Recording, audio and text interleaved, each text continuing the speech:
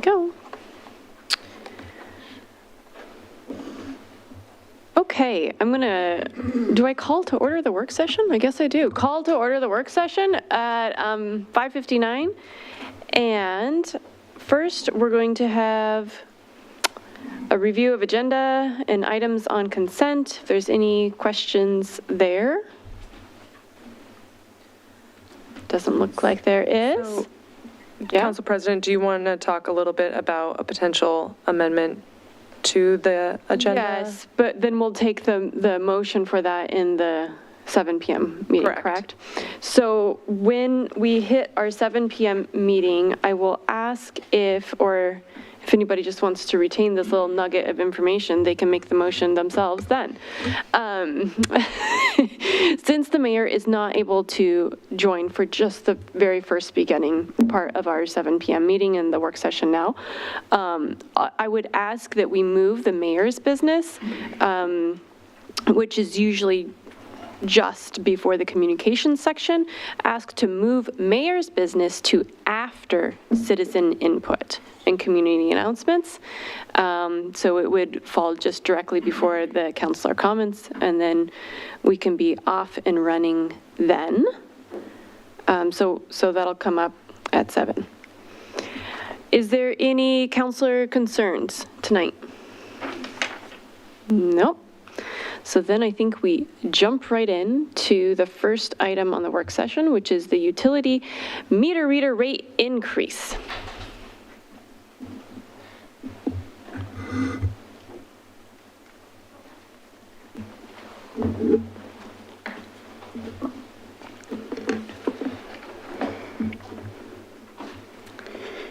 Good evening, City Council. I'm Catherine Smith, the city's Assistant Finance Director. Hi, I'm Cricket Jones, the assistant. Don't know where I was going with that, but Finance Operations Supervisor. We are here to discuss the impending contract rate increase for our meter reader service that we'll be bringing to council on April 1st. Our meter readers are a private firm that perform over 7,000 meter reads each month for us. In February, we received notice that meter readers needs to increase the rates from 73 cents per meter up to $1.10 per meter. This result would have an annual increase of from $64,000 to $97,000. This gets split between our water operating and our sewer operating to pay for it. The 51% rate increase is because of inflation, rising cost in labor, and insurance. The most noticeable portion of that was their insurance. It increased over 1,000% for use of the scooters, which makes their job much easier. They notified us that if they did not use the scooters, they would actually not be able to read as many meters. So currently they can do about 750 to 1,000 meters each month. And if they were to do it by foot or to use just a standard vehicle, they'd only be able to read about 300 meters a day. So it would take them longer to read all the meters. So economically, it actually is cheaper for us to pay the insurance and use the scooters. So as a component to this, the city will be actively looking at best practices and ways to best leverage technology in the future. Several neighboring communities, including Lake Oswego, Sherwood, Newburgh, they have all transitioned to an automated meter reading system. That system is called AMI, which stands for Advanced Metering Infrastructure. So just to kind of lay that little nugget in front of you tonight, this would allow for remote reads, remote shutoffs and turn-ons, and also leak detection. Most notably, the key benefits of that type of automated system includes also water conservation and customer service. Those are the key components that other entities have mentioned. So we're really not here, though, tonight to talk in significant depth about AMI, but our primary objective is to renew the existing meter reading contract and just keep you apprised that we're exploring other alternatives. We hope to take a deeper look also at AMI within this next budget year. And Catherine, how many companies actually do meter reading right now? They are a sole source provider. So the city of Wilsonville has been doing business with them since 1984. The only other option would be to potentially do those reads in-house, which of course would require additional FTE. How many other cities are still using the scooters?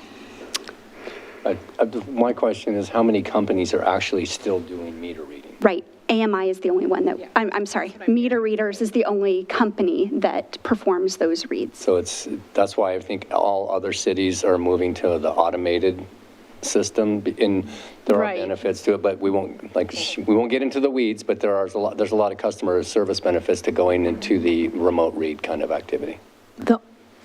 Just correct me if I'm wrong. Is there an advantage of having an individual on a scooter going home to home, reading those meters and actually having eyeballs on those meters? But they're not really leaving the scooters, are they? They're just kind of driving by and picking up a signal? Picking up the data. That's what I But thought. they do touch read the meter. So they have like a little wand that they tap to the top of the meter box. There's like a Okay. little black lid on there. Okay. Where they can just drive by to pick up that signal, that's an AMR. So that is a different system. Ours, they either need to tap or physically read. Great question. And then how long I know we're not talking about AMI exactly tonight, but how long of a transition might that be? We will be working with a consultant this next year. We have it in the budget to hopefully work with a consultant this next year to look at what would that project entail for an entity of our size based on the meters that we currently have in place, right? But it's nothing that's like a quick turnover because it No. involves new equipment and things like that all throughout the city? Correct. Okay. I'm going to get one more question on AMI, though. If a city goes to AMI, does that provide data on maybe, say, a broken meter or somebody having use? Does that provide a faster or a speedier view into that as opposed to waiting for the meter reader to come through and picking it up? Absolutely. Versus getting the data just once a month, there would be that immediate notification, right? So it's a continuous flow of data. Absolutely, right. And it enables us to be able to,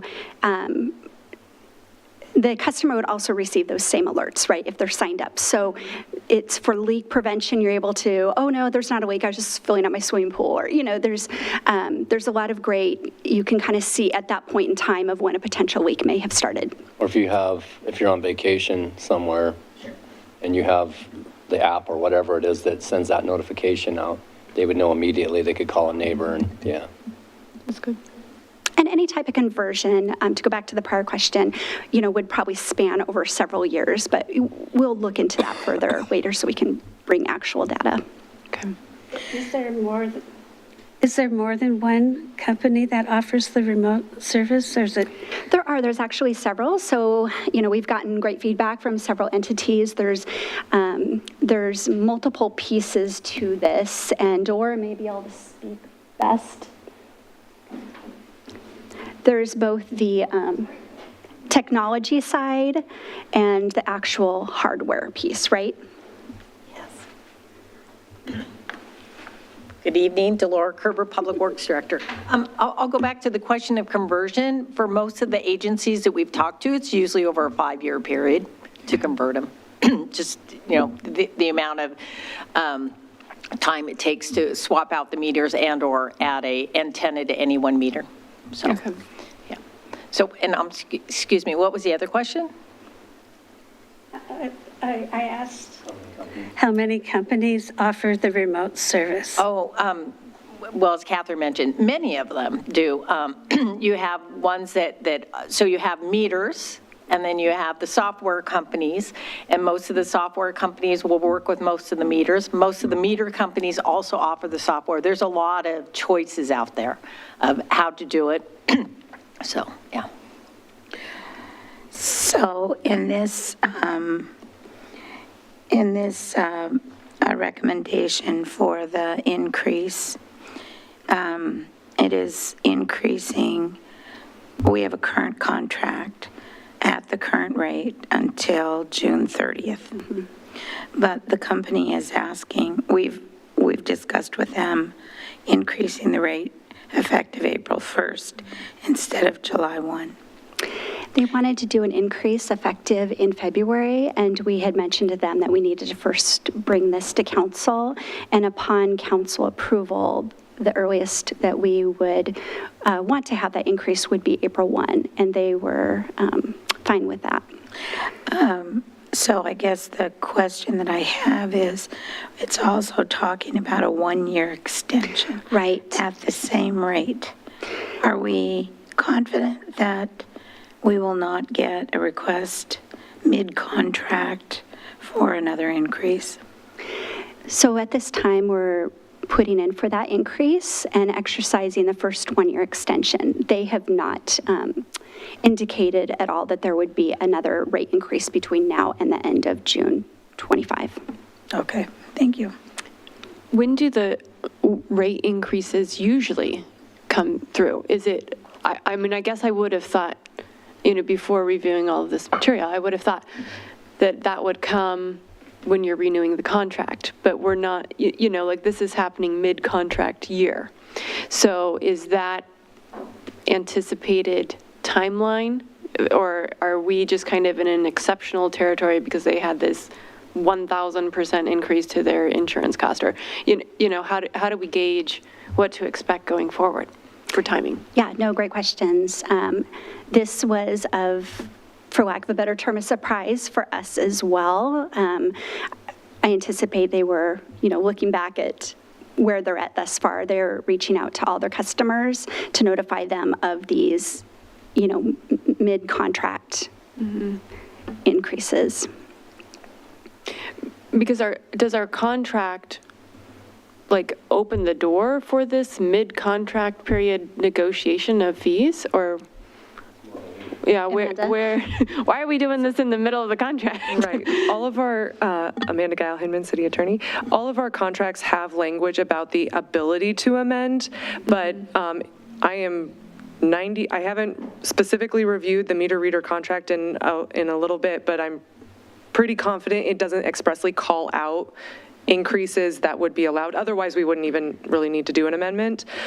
My guess is, and maybe Catherine could clarify for me, is that this insurance increase happened off cycle from when we do our contract reviews. So my guess is maybe the insurance information came in at a time when that doesn't sync up with when our contract renewal is. So I will say, so it's completely within the city council's prerogative to accept or reject doing the increase. If we do a midterm change to the dollar amount, doesn't that set precedent for other contracts to say, hey, you changed this contract, we need more money mid-year too? Yeah, and I will say, typically on multi-year service contracts, we usually have a built-in escalation. So a lot of times we'll do a built-in escalation that's tied to CPI or something like that in anticipation of that increase, that there will be cost increases over the years. But I don't believe that's the case in this meter reader contract. And I think that the one distinction here is that there's really only one company that can do this. Right. So that's the only precedent. If we had another contract where we only had one vendor that we could call on. So we're specifically speaking to a modification of the existing contract, correct? Correct. Because I see in section 3.2 that it specifically calls out the 73 cents Correct. per meter. Okay. Is there any way that you can, as long as you're modifying the contract, ask that the price stay static until the end of the 2025 contract period?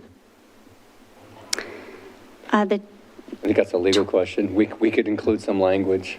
Yes, we could definitely include some language that expressly states that with regard to any contract amendments, what can't be amended is the price. Mm-hmm. I think given the significant increase, I think that's a fair addition to the contract amendment on our part. And it kind of shows that we're trying to have some bounds on this too. As you were mentioning, would this affect potentially other contracts or something? But Our position truly is, though, that they could also say, hey, we're done with this contract because we can't provide this service Right. for what you're paying, right? And we don't have that much other options to go to. Is that correct? Well, I mean, without getting into all the weeds of it, if they said that they couldn't provide the services at the amount that they contracted for, they would be in default of our contract. Okay. And there are provisions for us to deal with that. Okay. They don't have the right to terminate for any reason, unlike the city. The city has that right, but our contract does not allow the other contracting party to do that. They could say that we're not going to extend the contract because we can't. They could, correct. They could say that the contract ends in June of 2024 and not honor I see the language in there that there's an option to extend. They can also say we would not extend the contract per this current contract period. Correct. Okay, got Absolutely. it. But I think we have the same option, should they come back and ask for an increase in the next year's contract. So with of saying yes or no, if they choose to come back with a higher rate without putting language in. Right? Right. I mean, if we extend the contract at this rate through 2025, and should the company come back and say, we can't do it for what we said, we are coming to you under the terms of the contract to ask you to reconsider an increase, we would be at the same place we are right now. Correct. In being able to decide, the council could decide, yes, we want to increase further, or we want to keep it at what is the contracted rate. So, I mean, I think by extending it by a year, and they're willing to accept that, I think it's probably good faith from them as well. And in the meantime, really start looking at our options. Yeah. We can also look at if there's a concern, particularly, I think there's an additional option after this next, if this option is, there's an additional year option after this one. The other thing that we could look at doing if council's concern is about increases is that we can add language at this amendment time of putting in parameters around a potential increase at the next option year as well. So you're not looking at a 50% increase. Like, again, like I'm saying, tying it to an index or something like that, which is pretty standard.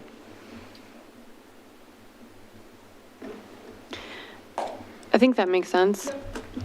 I wouldn't want us to feel like we're held hostage by few options here, right?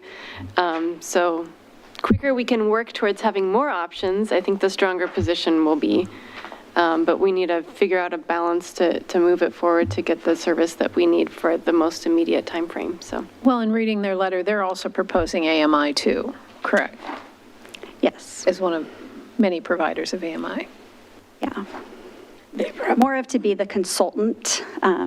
It's probably not, it may not be an option that we look at, but because they have not implemented that process with any other customers, they are proposing to help us through that project if we're wanting to do so, but we would be their first client. So it's not something that we're actively pursuing at this time. so how does this come? Hearing, we Yeah. got a hearing, right? Yes, it's coming back to council on April 1st. Not a hearing, resolution. Okay. Yeah, I believe that we have it slated for the consent agenda, but if the council would like it on new business, we could put it on new business. If you want to vote and discuss on it, put it on new business. It's normally would be considered a routine business item because it's to carry over an existing contract, but because of the price change, if you want to have more dialogue, you can certainly do that. Otherwise, we would just put it on consent. I feel like my questions have been answered, but I'm fine with- looking at the rest of council members. For me. I'm fine on placing it on consent. Okay. Okay. Well, thank you. Right, thank you. Did you get your questions answered? You're good? Okay, great. So our next item is the public contracting code update.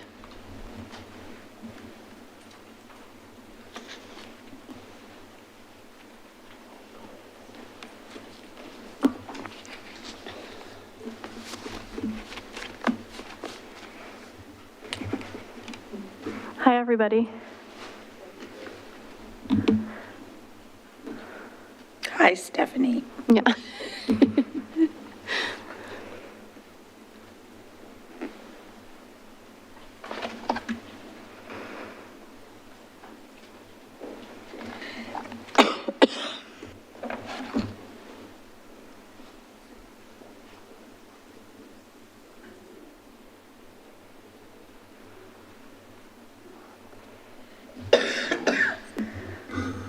All right, so this is a continuation of the last time we spoke about public contracting on February 22nd, I believe.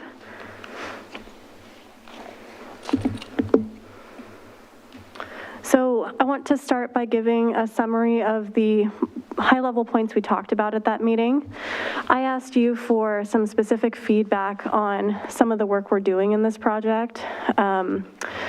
My takeaway from our meeting was that you are comfortable continuing to follow the model rules, which are published by the Oregon Attorney General, supplementing as necessary with our city code. In terms of exemptions, I noted that you are in favor of expanding the computer hardware and software exemption and then adding a few new exemptions for the National Citizen Survey, environmental stewardship programs, and public art. I noted that you are comfortable allowing for direct selection of professional services up to $100,000. And finally, in terms of the approach we take with respect to diversity, equity, and inclusion in our public contracting activities, I noted that you are comfortable taking the approach right now of just reducing barriers for businesses, maybe holding an open house to make some of this work more accessible to some contractors, help them understand how to engage in this business. So those are the points I noted where there was pretty clear consensus among City Council. We have a couple of open questions. And I guess before I move on, I do want to say as well, I didn't go over this at our last meeting, but between our last meeting and when I prepared the staff report for today's meeting, Amanda and I talked and we decided that we wanted to recommend the approach of simplifying what's in our city code and supplementing with administrative rules. This is an approach that we see in a number of other jurisdictions, Tualatin and Tigard especially, which have approaches that we really like and think would work really well here. They use this approach, so that's what we're recommending today. That didn't come up in our prior meeting, though. All right, so first open question. This is the big one. The question is really, which contracts does City Council want to see and approve before they're signed by city staff? Currently, our code provides that City Council has to provide prior approval for anything over $100,000. We are recommending to you that we increase that number to $250,000, in part because that number, sorry, I'm having trouble breathing with my mask on. Partly this number nicely lines up with recent changes in the state's public contracting rules. As of January 1st of this year, the top end for doing intermediate procurements, so the point at which you have to engage in competitive procurements, has increased up to $250,000 for goods and services. Also, I think we had a more open-ended discussion last time, so the legal team did do some digging and wanted to bring back some data. If we're looking at 2023, in terms of the total volume of contracts that we've done, that number is about $150,000. I think it's interesting to note that the vast majority of our contracts are the little contracts. So about 55% are under the $25,000 mark. That number is significant because that's the point at which, for goods and services, you can engage in direct selection. Another 23% are between $25,000 and $100,000. I think this is the data that will really help you make this decision. Amanda looked back at all of the council packets for calendar year 2023. you all approved 25 contracts, so that's 17% of the total contract volume. 10 of those were between $100,000 and $250,000. So if you make the recommended change, the change that we are recommending, and increase that number to $250,000, in theory, if we're using 2023 data as a guide, you would not approve 40% of those contracts. 60% would still be subject to city council approval if you increase that number to $250,000. So I know we had some robust conversation about this. How are you all feeling about this point, given this data?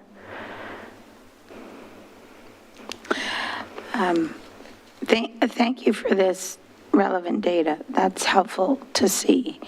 And although this is not on this slide, my guess is that 100% of these were done on consent, correct? Correct. Yes. So they were all done through a consent agenda, which doesn't make them any less definitive for the council, for a council decision, but for me, it puts in perspective that we don't often challenge even those that fall within this range. Sure. My only concern over any of this, and I mean, the dollar figure doesn't really bother me. My bigger concern is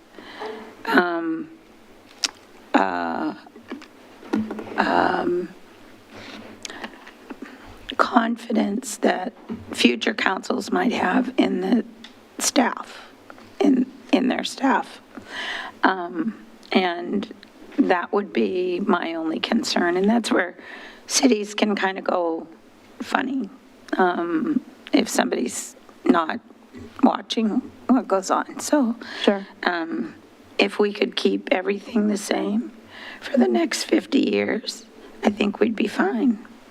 But things do change, and staff changes, and councils change. So, but at this point, I don't have any problem with it. I just have two questions or comments.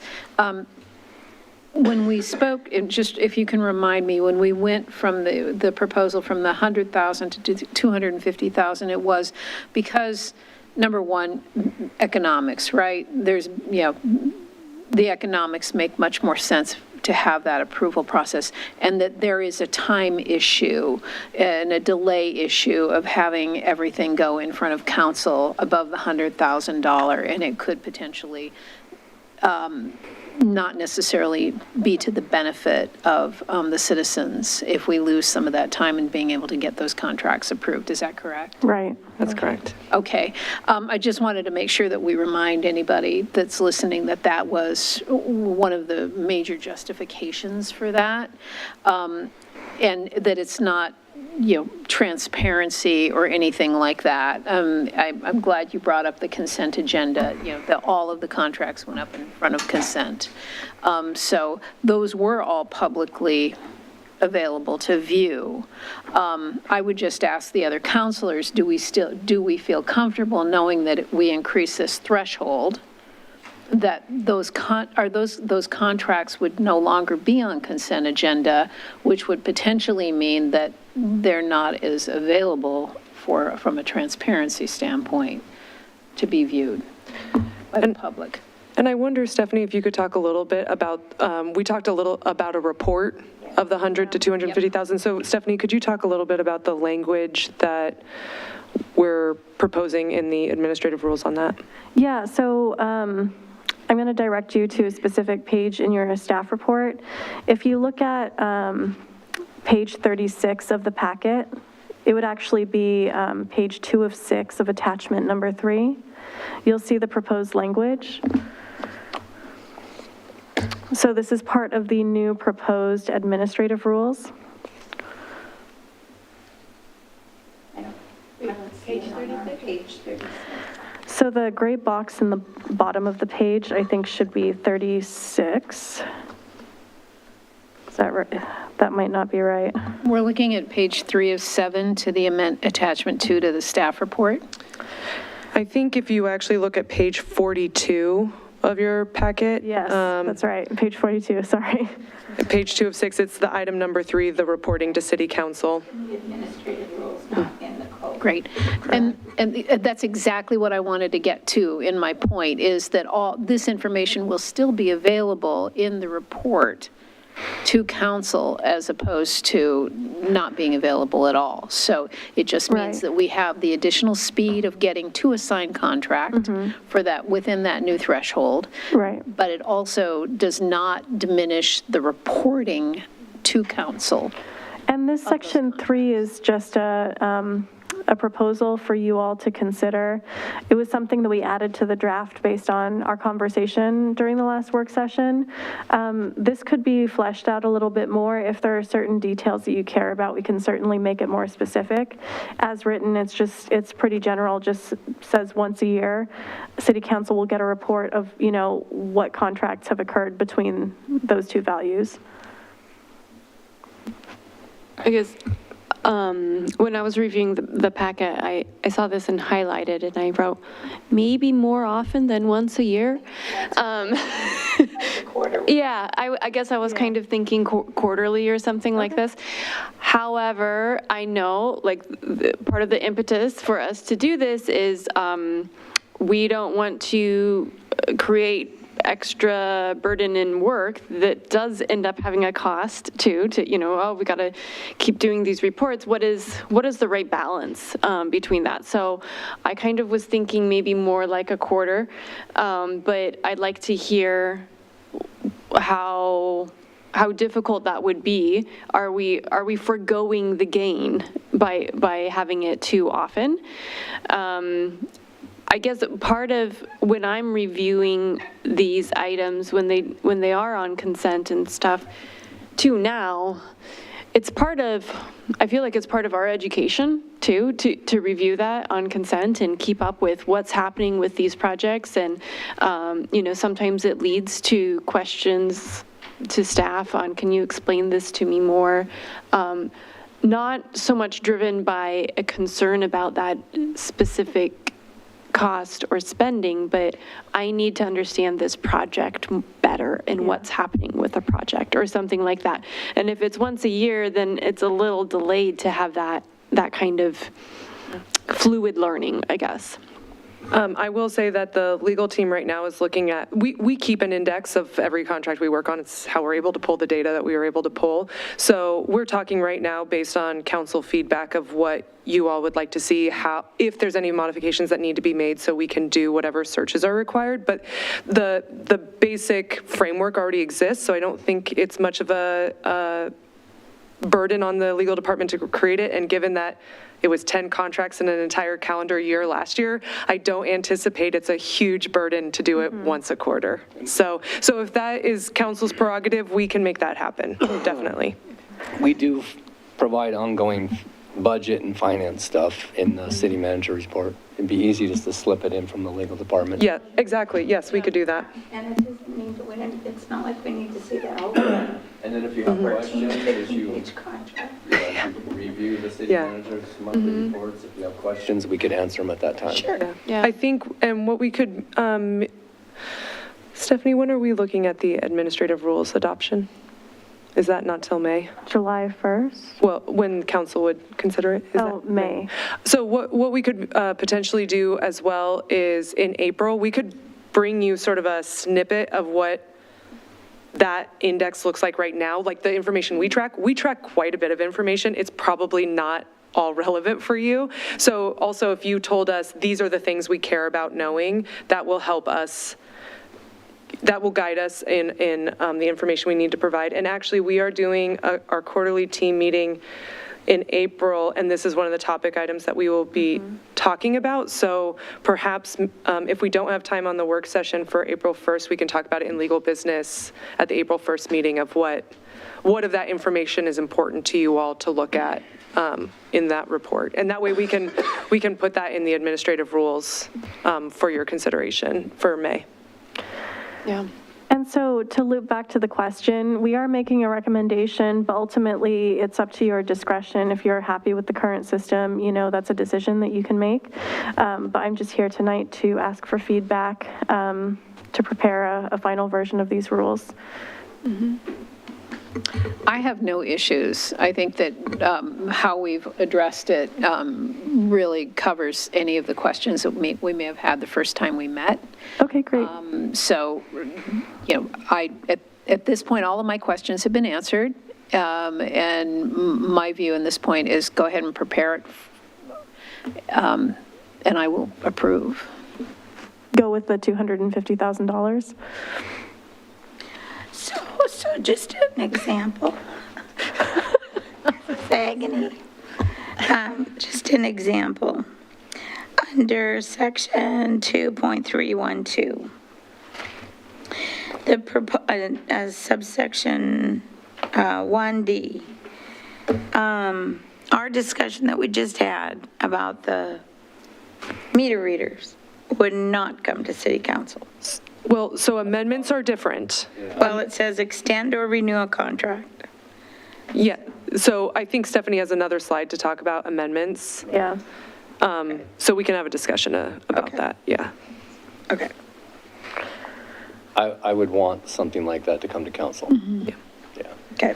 I think with the meter readers too, the rate is increasing by more than 50%. So I think that would certainly be captured by 2.312 sub 1 sub C. Because that raises it to 25% in the draft that we're looking at right now. So Was it 15? the current code says that, oh, here we go. In the current version of this language in city code, city council has to approve a contract amendment if the change would be more than, if the amendment would result in a change of more than 15% of the contract price. So we are recommending that we change that language to read more than 25% of the original contract value, partly to address that ambiguity that we discussed last time. Also, we did a similar thing where we looked at the data from 2023. So last year, you all reviewed 5 contract amendments. I guess 3 were related to the Beckman Creek corridor. The Beckman Road Corridor project. Yes.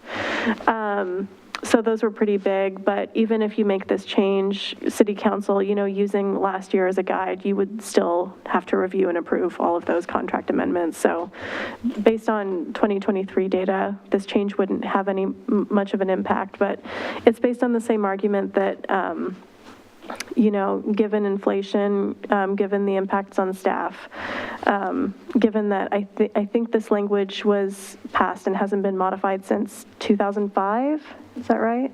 Right, and state law follows a 25%, or the model code follows a 25% amendment. So those are the reasons to update this piece. But there's not an aggregate dollar to the amendment. It's more than 25%, correct? Okay. Yeah. And then what Councilor Linville was pointing out is Part D, which says that the city manager may, without city council's prior approval, extend or renew a contract so long as the total value after the renewal term does not exceed the amount stated in subpart A or B, or if amended, the amount stated in subpart C. Which I think a version of that is in the current code. Okay. That takes care of my question. So the second big question for you all today is, do you want to leave that number in this part of the code at 15%, or are you comfortable increasing it to 25%? So you said 25% matches what is in the model, right? Model rules, yeah. Yeah, model rules. So I'm comfortable with that.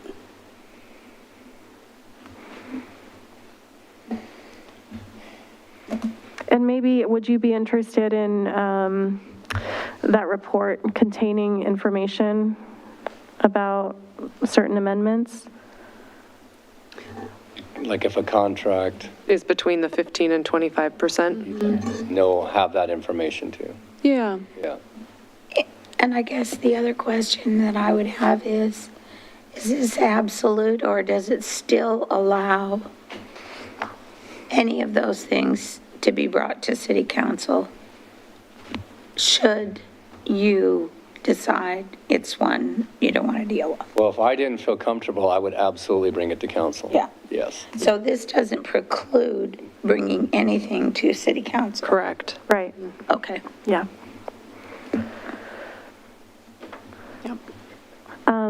And Amanda wanted to quickly go over this language with you. This is in section 2.312 sub 1 sub B. This is new language that doesn't currently exist in the code.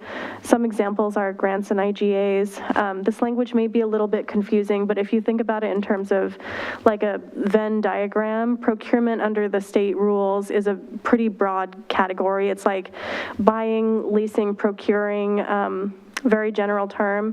Not everything is a public contract, so public contract is a category within procurement. IGAs are technically not public contracts. So the point of this proposed new language would allow the city manager to engage in this activity without city council approval unless it rises above that $100,000 threshold, at which point city council approval would be required. Did you want to add to that? Yeah. So an example could be any, like an IGA that we worked on with the working group for fentanyl. That's something I could approve. Yeah. Something small. Exactly. So for example, I can't remember if this just came to council or if it is coming to council. It might, we got a grant for $25,000 at the community center for some equipment. Because it's a grant, it doesn't fall under public contracting, and we don't have specific rules about what the city manager can and cannot approve outside of public contracting. And so that is coming to council for approval when it's $25,000, and it's a grant that where we're actually getting the money for that opportunity to purchase. So I recommended keeping it at $100,000, keeping it consistent with what the city manager's current approval is, just because if you're getting into I think about grants and IGAs in particular, is a lot of times they are tied to larger projects that may have more money involved. So like a lot of times we get grants that are 50% match or something like that. So it made sense to me that that $100,000 threshold made a little bit more sense. But we do have several grants and IGAs that deal with very nominal, if any, money that seem like having the city manager sign them is appropriate, but that's for council to those decide. Agreements, IGAs and grants are all reviewed by legal and my office. Yes. So. Yeah. And would be included in your report? No. No, no. I mean, My report or her report? I was gonna, yes, absolutely. Okay. Legal could include any grants and over IGAs. My report to the city manager, who reports to you all. What report? I give you a lot. Did you say that the grants are not included in the model rules? Grants are excluded from public contracting rules. Okay, got it. Grants and intergovernmental agreements are the two big types of contracts that we do that fall outside of public contracting. So at this point, I want to pause and just ask, there were a number of attachments to my staff report. Do you have any questions about the proposed approach in terms of content in the code versus the admin rules, or specific questions about the text that we're proposing? I like the admin rules because we can make those changes without doing a hearing. Right. So if we get to the place, oh, we don't want to report anymore, we can say, we don't want to report anymore. Right. And we don't have to go all the way back and change the code. So Right. I think that's a good idea. Okay. And the points I really wanted to make sure that everyone was okay with was that part of the code that we went over a couple times, section 2.312 regarding administrative authority. We didn't talk about this, but subpart 2 of that section. It already exists in code, but there's a conversation going on among the managers, increasing signing authorities for different levels of managers. So those changes in subsection 2 sort of align with those changes that we're talking about. And then also in attachment 3, which is the proposed admin rules, you'll see there's a couple of comments flagging the new exemptions. And then also there's a good amount of text for the expansion of the computer hardware and software exemption, which I pulled from, I think I got that from West Lynn and one other local city. I think it strikes the right balance of letting the city make that decision or letting city staff make those decisions, but having to document why they're, going under that exemption and not following a different process. That's good. So it sounds like everyone is comfortable, so we will present a polished version of those documents for you to consider in May. Thank you. Thank you. Yep, thanks. And I think that's our last work session item, so I'll go ahead and adjourn the work session at 6:45, and we will reconvene at 7 p.m. Thanks.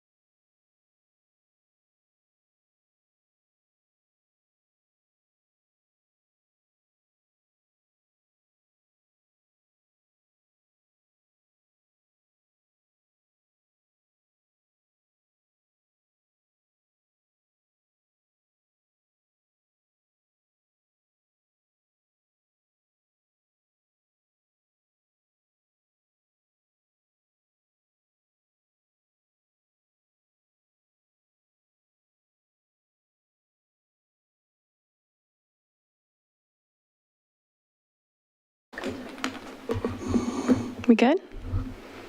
Okay, thank you. I'll call to order our meeting this evening at 7:02 p.m. and we will start with a roll call. Counselor Berry, Here. Counselor Linville, Here. Council President Akkerval, Here. Counselor Dunwell, Here. and Mayor Fitzgerald will join us later in the meeting. And I'd like to ask everyone to join me in the Pledge of Allegiance.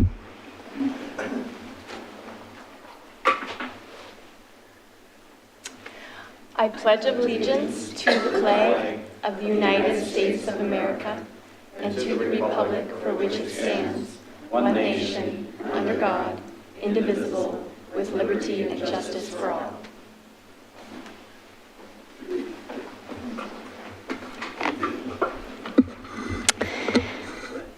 Thank you. In a moment, I will ask for a motion to approve our agenda for this evening, but I recommend that we make a slight modification. As noted, the mayor is not able to be present just for the beginning of this meeting, but it's important for her to come back, hurry back, and join us, and she is trying to do so. She has another meeting, which she's in the middle of right now.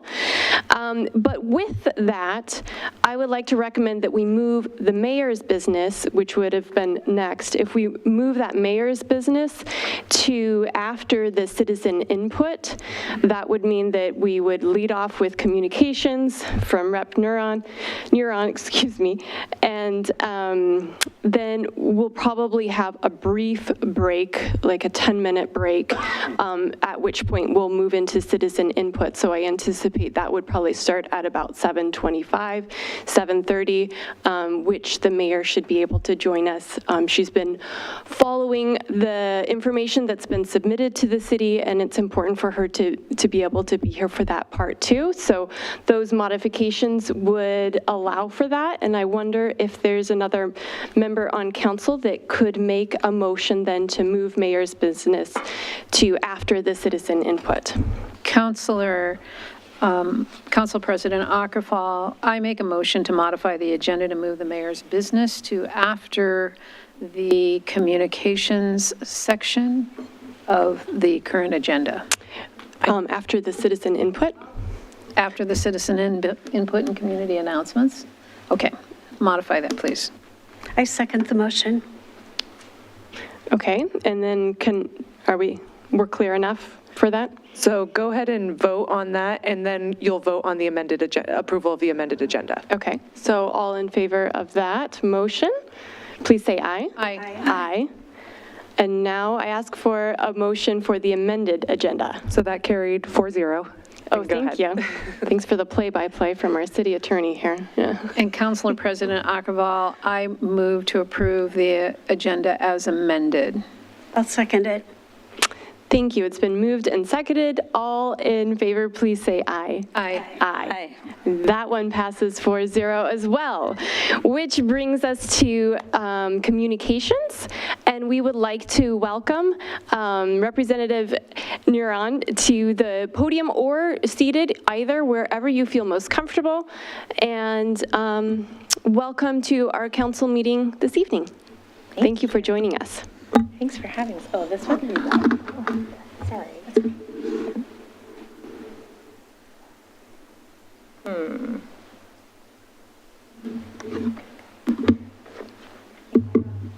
All of the seats, if you like, and find the one that best suits. Just right. Perfect. Perfect. Please go ahead. Thank you so much. It is really good to see all of you, and good to be here. I'm Courtney Neuron. I'm the state representative for Wilsonville. House District 26 includes Wilsonville, Sherwood, King City, parts of Tigard on Bull Mountain and River Terrace, and Parrott Mountain in Yamhill County. I'm here tonight to give you a brief update on our short session that we just had. In our even-numbered years, we have a one-month session, generally the month of February, and we just concluded that So lots of great work that we did. I hope that others will agree that we had a very bipartisan, surprisingly bipartisan session. And so it was really exciting to make investments in some of Oregon's top priorities and move the dial in some policy areas that we know Oregonians really care about. Specifically, we really tried to focus on our houseless population, so making sure that we're reducing homelessness. We really tried to invest in housing production, and we really made strides in behavioral health and mental health delivery. All of those topics, of course, being individual topics, but very connected. So the interconnectedness of the work was not lost on us, and hopefully the investments and the policy changes will make a difference going forward. So I'll go through the slideshow, and then I'll take questions. I'll go as fast as I can, so we have a few minutes. I heard 7:25 is kind of, or 7:20 is kind of our aim, so I'll speak quickly. And then these slides will be on the record, I presume, so that others can look at them at their leisure. So then, first slide, we have the session focus, as I mentioned, housing, addiction treatment, and behavioral health supports, and addressing our homelessness crisis. So lots of millions of dollars invested in that. I want to specifically call out the housing stability and production packages. We had Senate Bill 1530, Senate Bill 1537, and House Bill 4134. And Miranda Bateschull at the City of Wilsonville was really integral in helping our office in terms of communicating the details and how this would be implemented in the City of Wilsonville. So I want to specifically thank her and the government relations team. Mark Otnad and Greg Leo helped communicate the priorities of Wilsonville along the way. So, but 1537 was one that I just had enough flaws in all of my communities that my no vote was representative of the fact that there are concerns about urban growth boundaries, development, variances, and so wanted to note that. But I'm very supportive of housing, and so really so excited about all of the investments. We've got $123 million in the production infrastructure being one of those things that we know our communities need in order to deliver more housing. And then in terms of the homelessness crisis, $131 million going to support individuals facing houselessness. We did address recreational immunity, and we will be continuing that conversation in future sessions. We had a lot of work in community safety spaces as well, and I'll talk more about that later. We expanded access to childcare, and we made strategic education investments. So, let's see. A little bit more detail here on the housing production and infrastructure millions. They're going to cities for 44 specific infrastructure projects, investing in culturally specific housing, and then also 27 recovery housing projects across Oregon, many of those in Clackamas County and Washington County. And there's a slide later on with some of those specifics if people are curious about that as well. And then we have also got $24.5 million for the Healthy and Safe Homes program. In terms of the Clackamas and Washington County investments, you see a few organizations here twice, and that's because they're broken down by county.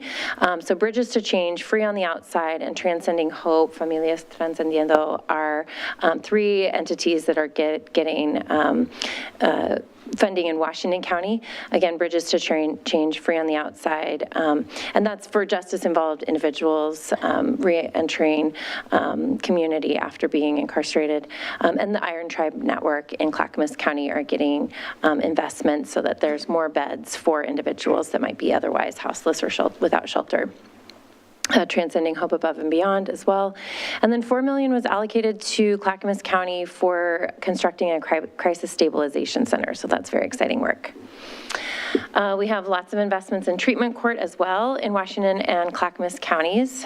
So there's a few millions of dollars going into making sure that they're well staffed and that we can expand the treatment courts throughout the counties. Some of my priority bills that passed will celebrate summer learning, $30 million invested in summer learning, and foster youth pilot project, making sure that we're addressing some of those populations that have the widest gaps in graduation rates, making sure that we are wrapping around and supporting students so they can achieve along with peers. And so also the CHIPS Child Care Act is really exciting. We are investing in childcare for our semiconductor industry and the talent fund as well, so that we're building the workforce for our semiconductor industry. Also, one of my favorite bills of the session was a priority bill. House Bill 4147 there in the middle of the first column was our school bus stop arm camera, which is something I hope the city of Wilsonville celebrates as well, because it was brought to our office by a Wilsonville High School, now junior, and we've worked on it in partnership with him, and so it was really exciting to pass this bill in partnership with a student from the community. This bill will allow buses across the state of Oregon to have stop arm cameras, and for that local school board to choose to partner with local law enforcement to install and utilize those. And then we've got victims' right packages, victims programs, and then child abuse grant funding. We've got a lot of investments in vulnerable populations. And then I want to emphasize another bill on this list. The Senate Bill 1585 is one that I worked with Senator Campos on to maximize SNAP, Supplemental Nutrition Assistance Program, for hot foods. Currently, SNAP, or previously SNAP was not allowed for hot foods. So if somebody went into 7-Eleven, they could buy a bag of chips, but not a hot dog, right? So it'll allow for an individual to use SNAP benefits for a warm meal, and that helps our vulnerable, it maximizes the SNAP benefits, frankly, and then it provides a lot of dignity for individuals that either don't have a kitchen or have challenges for cooking. So also really excited about the Right to Repair bill, which I carried on the House floor, and gives our consumers in Oregon protections so that they can be more likely to be able to afford repairs on their devices, and then incentivizes and encourages our industry to make sure that they're creating products that are repairable. We've seen Google heading that direction where the products are repairable, and other companies heading in opposite directions with unnecessary and misleading protections. So we've got now the Right to Repair in Oregon, and a lot in the environmental spaces as well that we passed, including the Marine Reserves bill. Some of Wilsonville's priority bills include the WES Extension Study, and you may know that that bill was not successful once again. We'll keep trying. Representative Mannix, Senator Woods, myself, many others have advocated. It has regional and bipartisan support, and this bill was a study, so we really wanted to get it ready for the transportation package that we anticipate in 2025. We will continue looking for funding sources for that study so that we can make recommendations to the 2025 transportation package that might include extension of the WES along existing rail line through some of our local cities along I-5 to the communities of Salem, Kaiser. And then we've got the Frog Pond development. We'll continue advocating as well for that funding. And child care supports is something that I know the city of Wilsonville has really leaned in on. I want to thank you all for that being one of your emphases. And in this particular session, we were able to invest $99.2 million for the caseload growth in our employment-related daycare. We've expanded eligibility for employment-related daycare. For example, students now qualify for employment-related daycare, and that helps our parents, students who are parents, who are highly motivated students to actually complete degree programs and career technical education programs. And then we've got, we're working on, we've got the $72 million SPA to ensure the stability for families relying on that ERDC funding. And then we have the CHIPS Child Care Act that I mentioned before. That's a $5 million investment led by Representative Walters of the Westland area. And that, again, leverages federal dollars for child care. And Another one that leverages federal dollars is actually this middle one on the supporting education slide here. I'm really excited to say that we are investing $12.7 million in summer EBT, which is a school meals program. And with those $12 million, we're able to draw down federal investment of $83 million in funding that will help feed nearly 300,000 Oregon children in our summer months. These are the children at the highest risk of hunger, and this is something I think we can all celebrate, that's a really strategic use of Oregon dollars to feed our most vulnerable kiddos. Also, the $30 million that I mentioned for summer learning, it's a strategic investment, research aligned to make sure that we're catching and supporting students who might slide in the summer and make sure they get the resources, education resources they need to thrive. And let's go with, the continuing conversations. I'm the chair of the Education Committee, and we had a lot of education bills come through our committee, both in the long session and in the short session.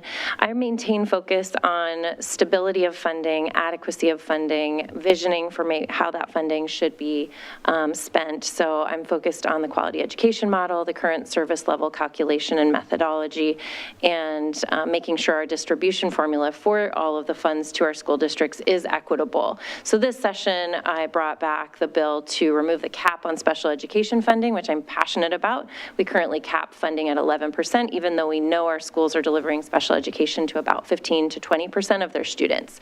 So I'm hopeful that in the coming years, we can continue that conversation and remove that cap so that we're adequately funding special education across the state.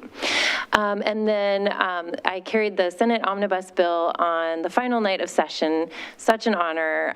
That bill contained a lot of work that I care a lot about, and 3 of those items are the Youth Advisory Council, which will bring youth into policy-making spaces to tell us really how the decisions we make in the legislature are impacting their schooling. And then also planning direct admissions for public institutions of higher education in Oregon, and this ongoing study and work around what I just mentioned, the quality education model and financing public education. So we know the governor is committed to the conversations around school funding, and I'm really excited to partner with her team to make sure that we are amplifying better ways to stabilize and adequately fund our education system. So in terms of safer communities, and I'll try to go quickly because I see the time, I mentioned Stop Arm Cameras, Victims' Rights, and Child Abuse Fund. I brought back my bill that I've brought back a couple times previously to close the gap between making a false threat of harm and a true threat of harm that you're acting on. If somebody acts on there's a gap between the acting on a threat and a false threat, where if somebody makes a true threat of mass harm or of harm, it actually doesn't fall under statutory definitions for being a crime. So I've been trying to define that threatening mass harm is in and of itself impacts a community, causes terror, creates a harm, and should be considered a crime. So I will continue to work on that and bring it back potentially in the future as well. Right to Repair, as I mentioned, delivers consumer protections. And I also want to emphasize this is one of our Environmental Caucus's top priority bills. I'm the vice co-chair of the Environmental Caucus, and this one is a bill that will actually reduce the amount of devices needed, as if Oregonians keep a device longer, there's less manufacturing needed.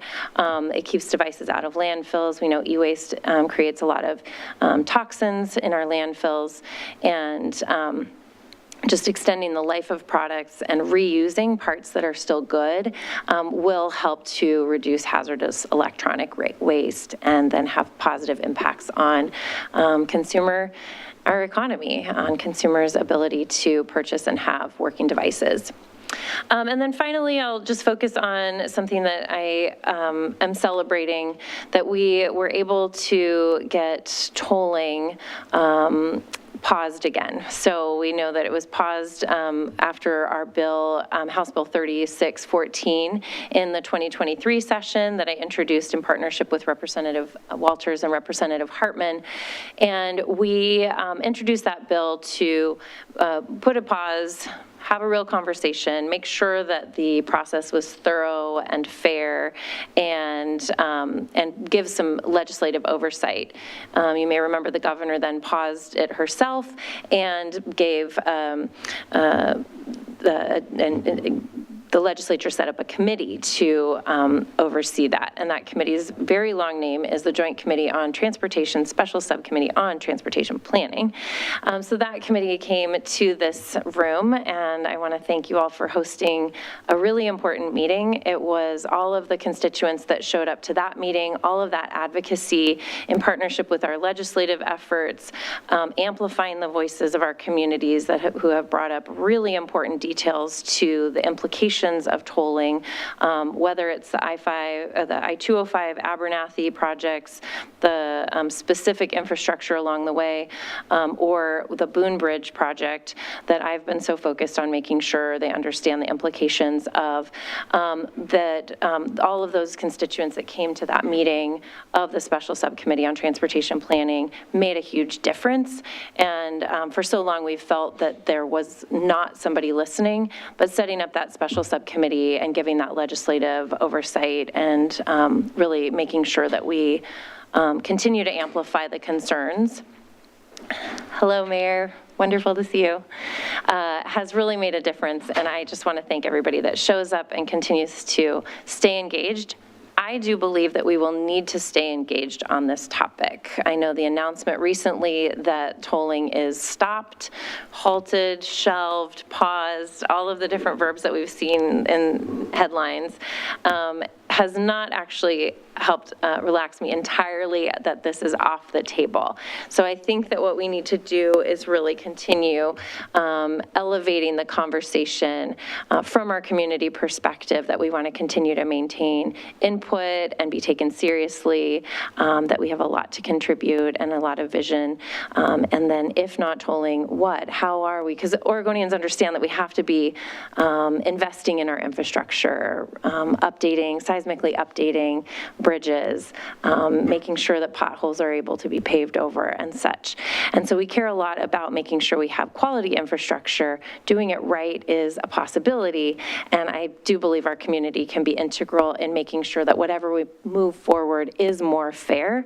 So what I'm celebrating here is that the unfair components are halted, and that is what I think our constituents can really celebrate, is we were able to elevate the unfair qualities in the planning that we saw. So I want to just emphasize that and then say I do believe this will be ongoing work, and I'll stay engaged in the topic.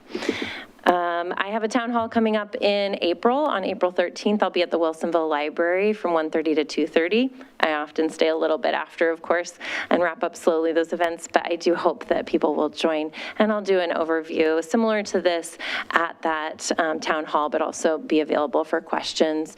And then I'm just going to leave that up and offer to answer questions. My contact information here, share thoughts with me anytime. And I know that it's 7:25. Sorry, I talked a little long.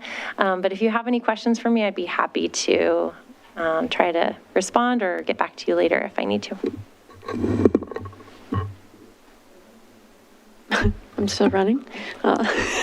Well, thank you so much for coming. Thank you for your presentation. And you touched on many things that I think the council is celebrating as well. And at this juncture, I'll turn over to our mayor, who's been able to join the meeting. But thank you again, and we look forward to our next visit with you as well. Yep.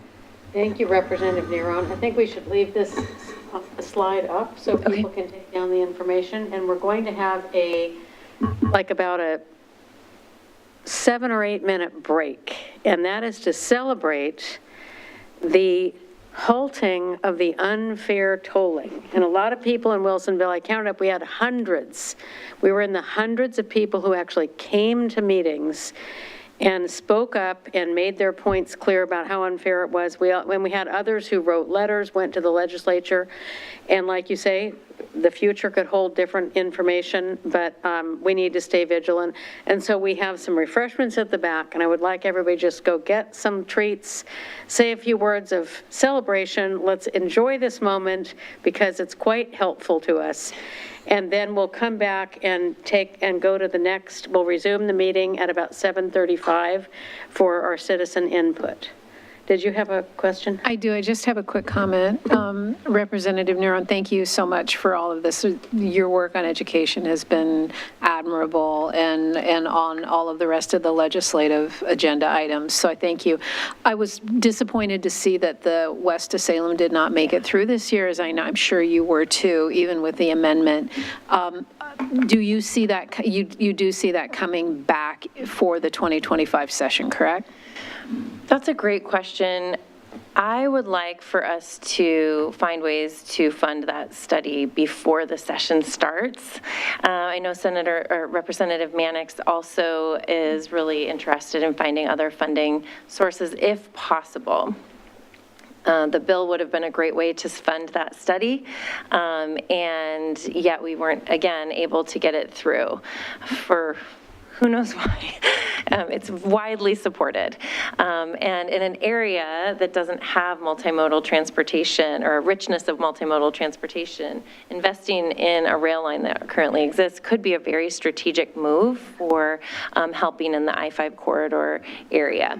So in anticipation of the 2025 transportation package, we would like to make sure that we're studying ahead of time so that in that 2025 transportation package, we're able to ask for the investments needed and not do the study at that time. So I'll continue to advocate in different ways for funding and in partnership with Representative Mannix because I know that we've got a lot of regional support, bipartisan support, jurisdictions, cities, counties are supporting, and you have all of your state representatives and senators supporting. So we're going to keep trying to find other funding sources so that we can do it prior to 2025. Wonderful. Thank you. Thank you. Thank you very much. So thank you, everybody, for just giving us a few minutes for this moment of appreciation for where we are with this, and then we will resume our meeting, let's say about 7:37, give people a chance to get a treat and some water. Meeting adjourned or recessed.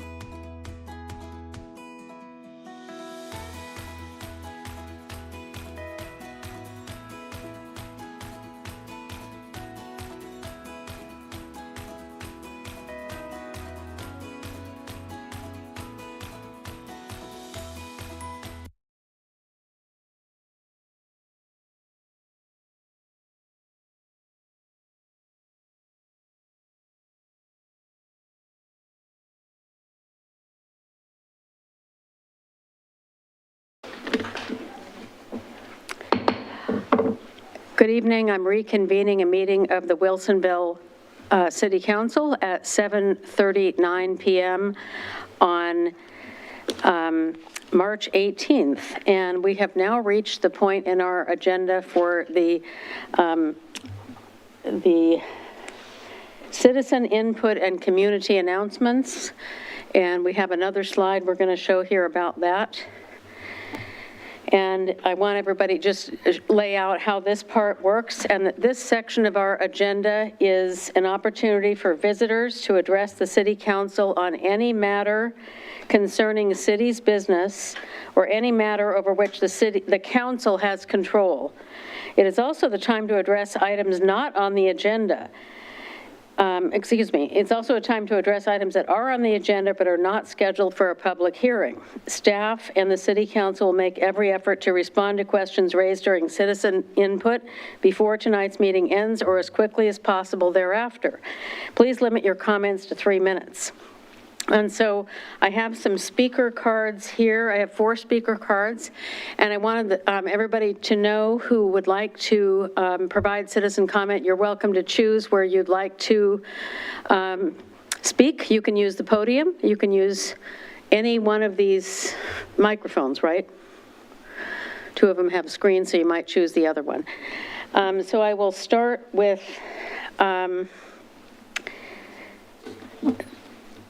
Elizabeth Lee. Is she here? Oh, she's on Zoom. Okay, I didn't notice that. Hello. Hello, Elizabeth. And we have your address on file. And please state your name and go ahead. My name is Elizabeth Lee. I'm part of the Frog Pond West neighborhood, and our neighborhood traffic is impacted by the wonderful construction I'm very happy about. But we're really hoping as a community, if we could encourage or nudge strongly the school district to push through the Brisbane Street so that the Morgan Farm area can have a secondary access point. That would be incredible. All right, thank you. And Elizabeth, I'm just letting you know we're going to listen to all of the speakers, and then we will have some staff input after that, okay? So are you, I think that you're completed with your 3 minutes. Thank you very much. And now I have Julie Egan.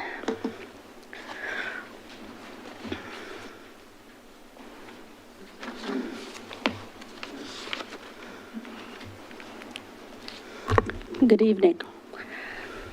Thank you for letting me speak tonight. My name is Julie Shelton Egan, and I'm a Morgan Farms resident in the Frog Pond West area. I'd like to summarize our community's discontent with a few more disses, pardon the pun. We are disillusioned by the process. Our community expressed our concerns about the school plan, in particular the drop-off and pickup zone and parking lot being located on Sherman Drive, which is the only access point to our development. We attended town hall meetings and spoke with the city and school district. We asked for consideration of other solutions that did not put all the traffic into our neighborhood. We were not heard. The city gave us pat answers. The school district moved the parking lot back a little. This was not a solution. It just makes it our problem. There will still be many cars coming and going through our neighborhood every morning and afternoon when it never had to go through a neighborhood at all. It could have gone off of Beckman, like the Beckman Creek Primary School access road goes off of Wilsonville Road. We are very discouraged by the lack of communication by the city and the school district about the extent of the construction and impact on mainly the Morgan Farm community. Although other neighborhoods are impacted, none to the extent of Morgan Farms. Our once quiet neighborhood feels more like a war zone lately. This has led to a feeling of distrust amongst our residents. Does the city really have our best interests in its sights? We have talked with many people at the city and the school district in recent weeks. My personal perception is that we are just getting a lot of spin, and that after receiving the letter many of us signed, the city and school district have circled the wagons with the usual responses and not truly addressed our concerns. Let me once again emphasize what the Morgan Farm community needs from the city and the school district. That both city and school district work together to connect Brisbane from Sherman Drive to Ponderosa Avenue as quickly as possible. With the understanding that Beckman must be completed prior to the school opening, Sherman Drive will have to be improved also. For that very reason, it is very imperative that Brisbane be completed as soon as possible. It was short-sighted that it wasn't completed before construction started, in my opinion. Ongoing communication and updates from the city regarding construction schedule. We request that the city share the plans for the improvement of Sherman Drive. Will it have dividers like Willow Creek Drive to slow and direct the flow of traffic? Telling us that it strictly adheres to the approved land use decision and the city public works standards is not an answer to that request. I'm almost done. We are all capable of reading maps and basic construction plans, and as the residents directly impacted by this project, we have every right and expectation that it be shared with us before construction begins. Thank you for listening to me. Thank you very much. And my next speaker card that I received is from John Egan.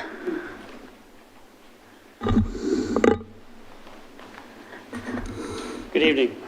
Good evening.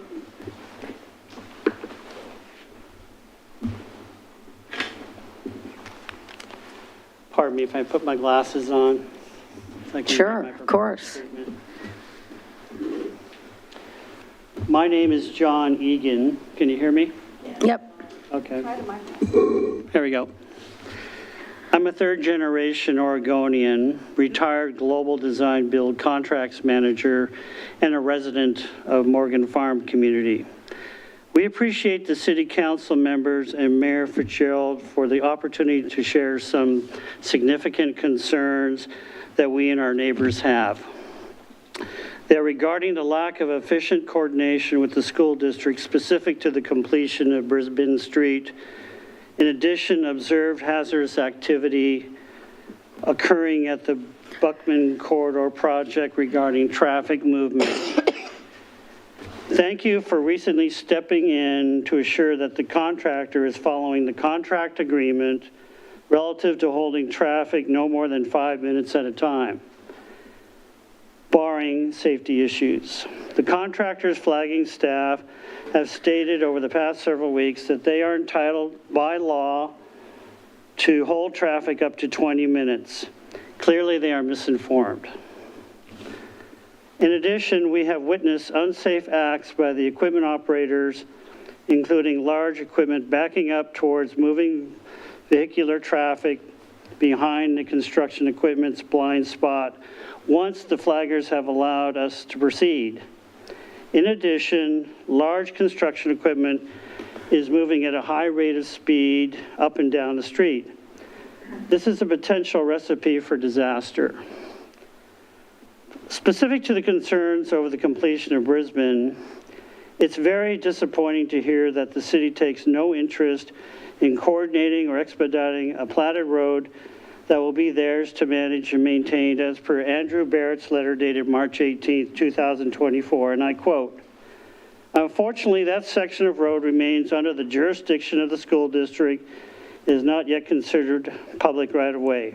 Wow.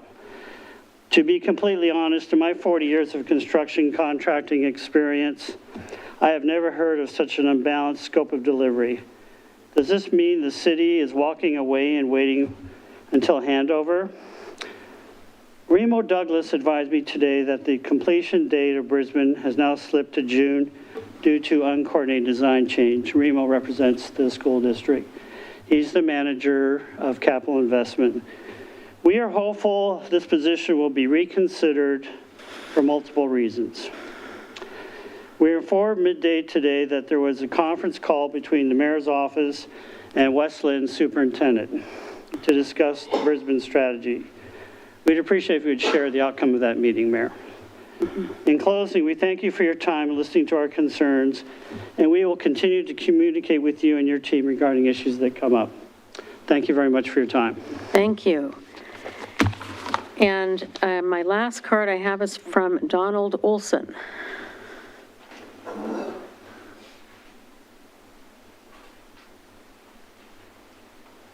And we have your address on file. Does this work? Okay. My name's Donald Olson, and I am a resident of Morgan Farm.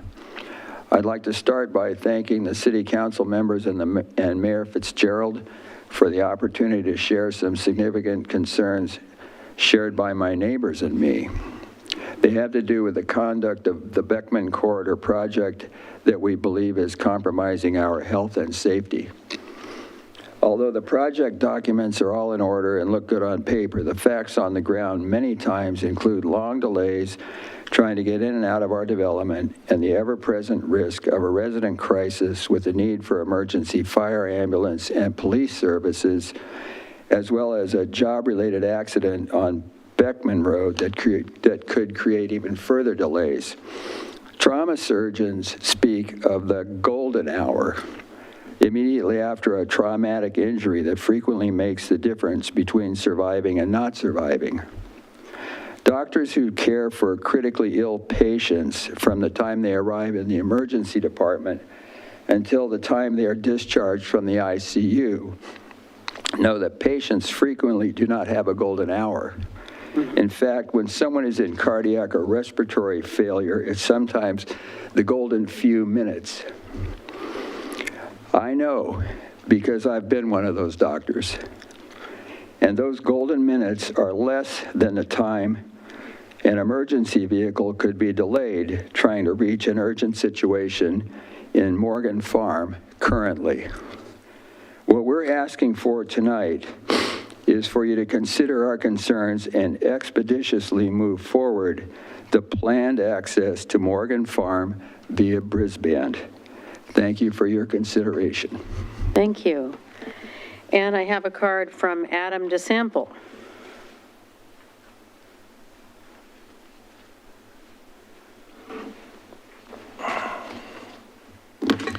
Thank you, Mayor.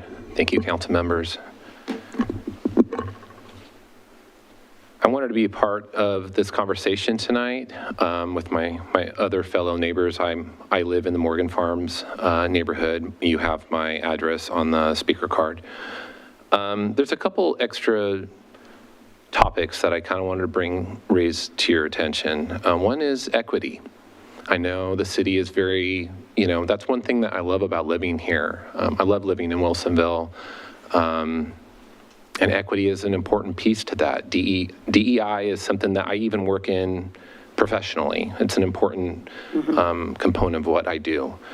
But I feel like our neighborhood, doesn't feel equitable right now. We feel like we're landlocked. And that's something that we hopefully council members and you, Mayor, can really take that into heart. Like if you were in our position, what would you do? I think it's very important to think about that. And so right now, we feel like, we kind of feel like we're pitted against each other from neighborhoods. Why are they getting all this ability to have access around this construction, but we're not? So there's that piece. The other piece I did want to talk about was emergencies. And as you just saw from my other neighbor, emergencies is a real concern. And it's not just talking about access from an emergency vehicle coming in. It's we have a pregnant, somebody that's pregnant in our neighborhood, at least one that I'm aware of.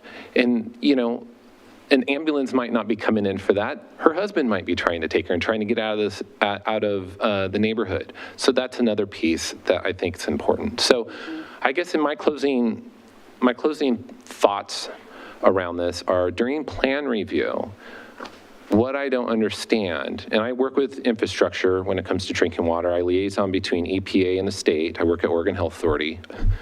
And what I don't understand is from a plan review standpoint, the city probably reviews those plans from the school district, right? There has to go through a plan review process.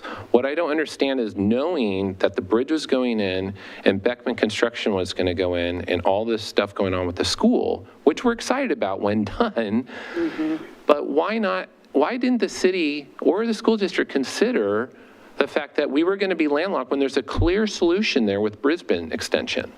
So please take that into consideration. We need your help. We need your support.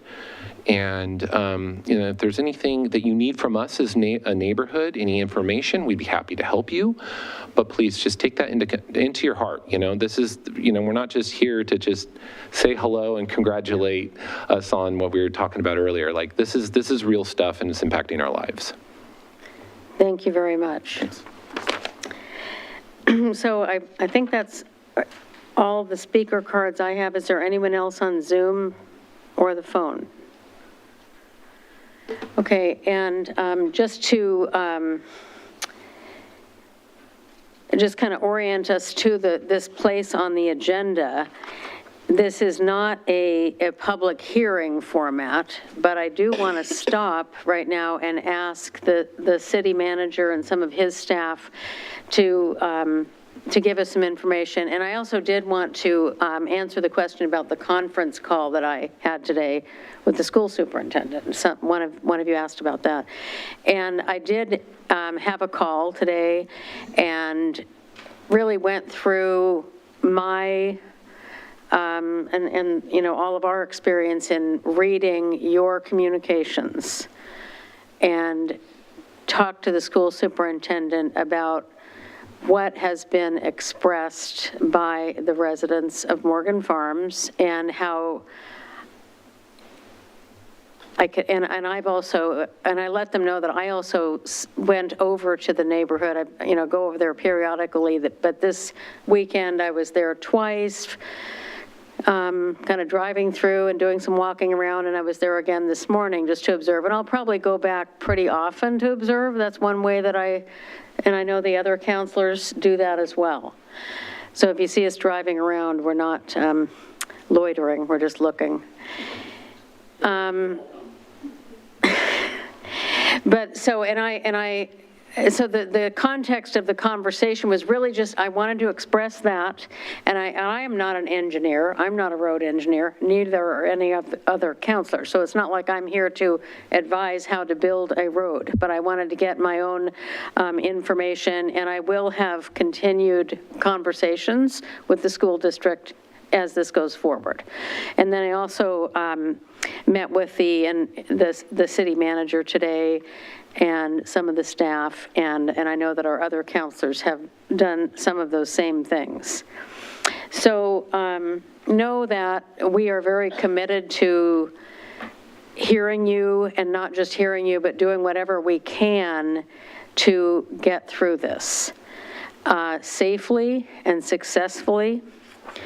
I know that it's going to be very loud when they start driving the piles. I lived in Villebois since 2007, and I've had a lot of different kinds of construction around me. Probably the loudest one was when they started converting, and that one took a lot longer because the economy slowed down. When they started converting what was the old 110th Avenue, I think it was, or street, to Villebois Drive, and it required some of the same loud functions that you're going to hear. So in advance, I apologize for that noise. It's not pleasant, but when it's over successfully and safely, our goal is that we will all be I know we'll be glad it's over. We want it to be successful. We want it to be safe. So with that, I think I would like to just ask you, Brian, if you want to have one of the technical people who is an engineer add some more information that's out beyond my scope as a mayor. Yeah, I was taking notes while people were listening, so I hope I captured all of it. If not, let me know, and we'll see if we can get answers. But I'll have Andrew, Barrett, and Zach maybe come up, or one or the other. Zach, it doesn't matter. There may be some things that maybe Andrew can't answer, but... And I'll just start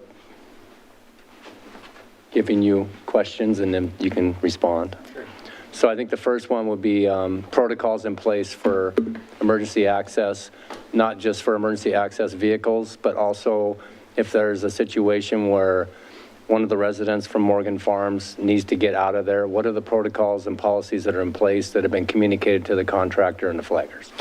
So I'm Andrew Barrett. I'm the project manager for the Beckman Road Corridor project.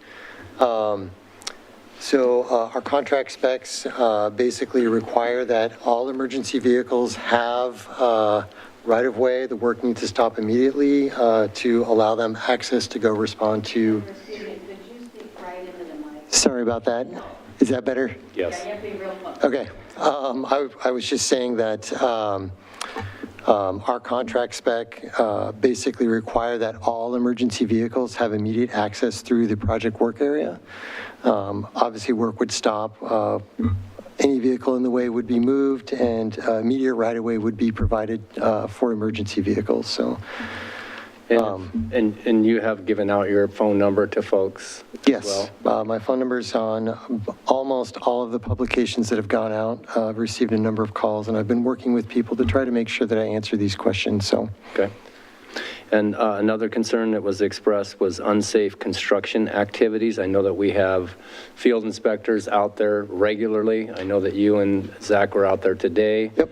There's a number. If someone observes unsafe. Yep, by all means. What's the process for that? Probably the best thing to do would be to contact me directly. I literally have on all of my phones the inspector's phone numbers to make sure that we can correct any issue that might be occurring. However, there are work zones set up to try to really limit where work can happen to avoid putting the public in any harm's way. That's why there's cones and other traffic control devices to really separate the traveling public from those work areas. Okay. And then could you or Zach maybe talk a little bit about how we do things in terms of if we're doing a subdivision, for instance, we don't accept those streets and we don't really have any ownership over, other than doing inspections. And maybe, Amanda, you could talk about some of the legal liability reasons as to why we don't have control over that until we accept it as a public street. Right, I can talk about that a little bit. Zach Weigel, city engineer.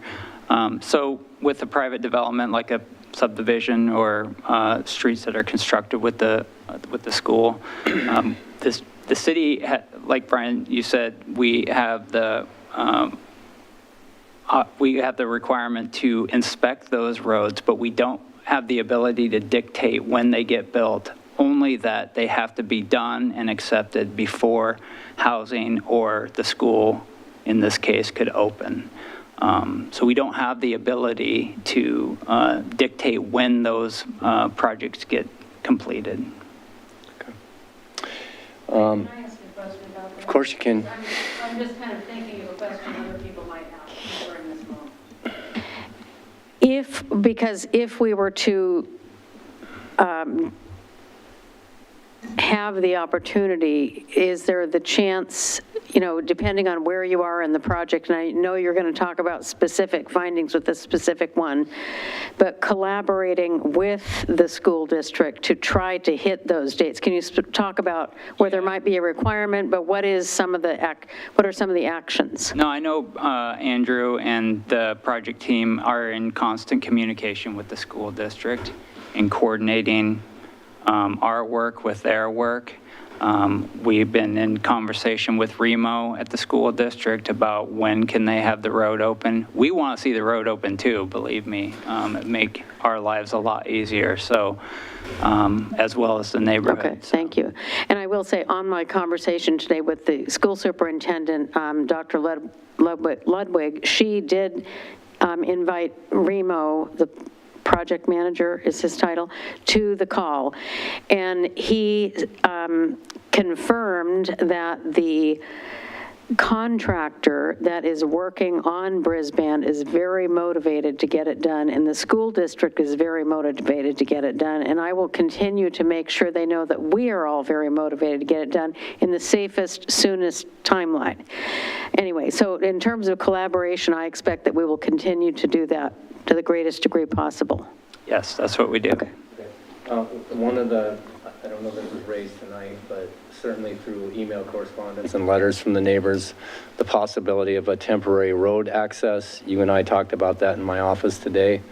Given that the timeline for the actual road to be built is in relatively short order, I know it's probably not for the people that live there, but it is right around the corner. Talk about the possibility, because you have two intervening private properties that you would need to get an easement from with no payment, and how long that process would take to do that. Yeah, so the only way to build a temporary access road around it would be onto private property, which would require acquiring easements to do that. The easement acquisition process takes months. It's a very long process with, legal descriptions, hiring an appraiser, and then negotiating the valuation of that property acquisition. It takes 6 months at the fastest, I think is what we've done. So that's not really an option in this case. The road would be done before then. And if you, I see Councilor Linville had a comment. Well, one of the things I heard tonight was the concern about people getting out if they have an emergency. Now, I understand the inconvenience, but if somebody's trying to get out and they're backed up, what can we do to help them? I mean, is there some way to communicate with the flaggers? Is there can they have a sign, or can they do something? I know that there are times when people need to get out for an emergency, and it's not that they're calling 911, but they've got to get to the hospital, or they've got a crisis going on that they need, they can't wait 20 minutes to get out. So is there something that could be done? Go ahead. I was going to say, what I've seen in the past that generally works, it's got to be used carefully, of course. Sometimes literally just trying to have a conversation with the flagger, as you've pulled up, hey, I've got this situation that's occurring. I really need to leave as soon as I can. Again, the duration of the stopping now should be like 5 minutes or less, so that should really help that situation. But that would probably be the easiest way, rather than trying to call me directly, for some of the residents to try to really minimize the time to get out. So. And could you talk to them ahead of time, tomorrow, and say, this, if somebody came to you tomorrow, drives up, rolls down the window and says this, ask what their response would be? Yeah, I can certainly. I hear what you're saying. That would be faster than waiting for you to answer. If it were me, I would do both. Yeah. And if it's a life safety issue, the best thing obviously is to call 911, because there's already protocols in place for that. Yep. But if a parent has an issue where their kid needs assistance immediately or something of that nature, or a family member, then I think it would be best just to tell the flagger, hey, I need to get out of here as quick as possible. And I think the flaggers obviously. It's not a 911 situation, it's something else. My child's been in an accident. Right, exactly. To get to the hospital or something. Okay, thank you. And I see Councilor Dunwell has a comment. Thank you. First of all, I'd like to thank all of the community members from Morgan Farm for attending, because this is how we hear your voice. And I have been in Villebois for 10 years, and in that 10 years, I've experienced a lot of the construction pain. I did also visit Morgan Farm 3 times, actually, over the last few days, just to really pick up a sense of where your challenges are and where your struggles are. And what I'm hearing Andrew say tonight, and what I think is really important for us to be able to do, is everything we can to help you, and whether it's expediting the getting Brisbane, and thank you, Mayor, for your conversation today with the superintendent, and that we are all paying very close attention to this, and that we wouldn't be if you hadn't shown up tonight. So I do empathize with what you're going through. I do like also, Andrew, like the idea of making sure that we're in some type of open communication partnership with those flaggers and the flagging company, to know that if they raise their hand, if they're having an emergency that doesn't necessarily require 911, that they understand that you stop, you take care of them now, and that there are no communication barriers in that, and that we appreciate and respect the urgency and the pain that those residents are feeling at that moment. Thank you. Okay, Brian has more. Yeah, I'm trying to make sure I do justice to. I just want to say a man in the audience has his hand up. We do have to follow our protocol, and so if you could maybe. If he has additional questions or concerns, Andrew's going to be in the back, and he can take that, and we'll make sure that we respond, and council will get the response to the question that you posed. Yeah, we often do have people talking to staff at the same time. It's just that if I do this at this meeting, I have to do it at all the other meetings, and so I want to know what you want to say or ask. You can email council directly, and they will refer it to us, and we'll respond and copy council, whatever. Thank you for understanding. One of the other concerns I heard was plan review, and why didn't the city or school district communicate with us about the landlocked situation? So I don't have the background on that issue, but it sounds to me like there's a concern that maybe there should have been better coordination or communication between the school district and the city on the potential impacts to the neighborhood. Yeah, I guess, like I said, it's the school district. Like I said, we're in constant communication with the school district. Our typical traffic control is that 5-minute delay with flaggers. That's kind of the baseline we try and hit.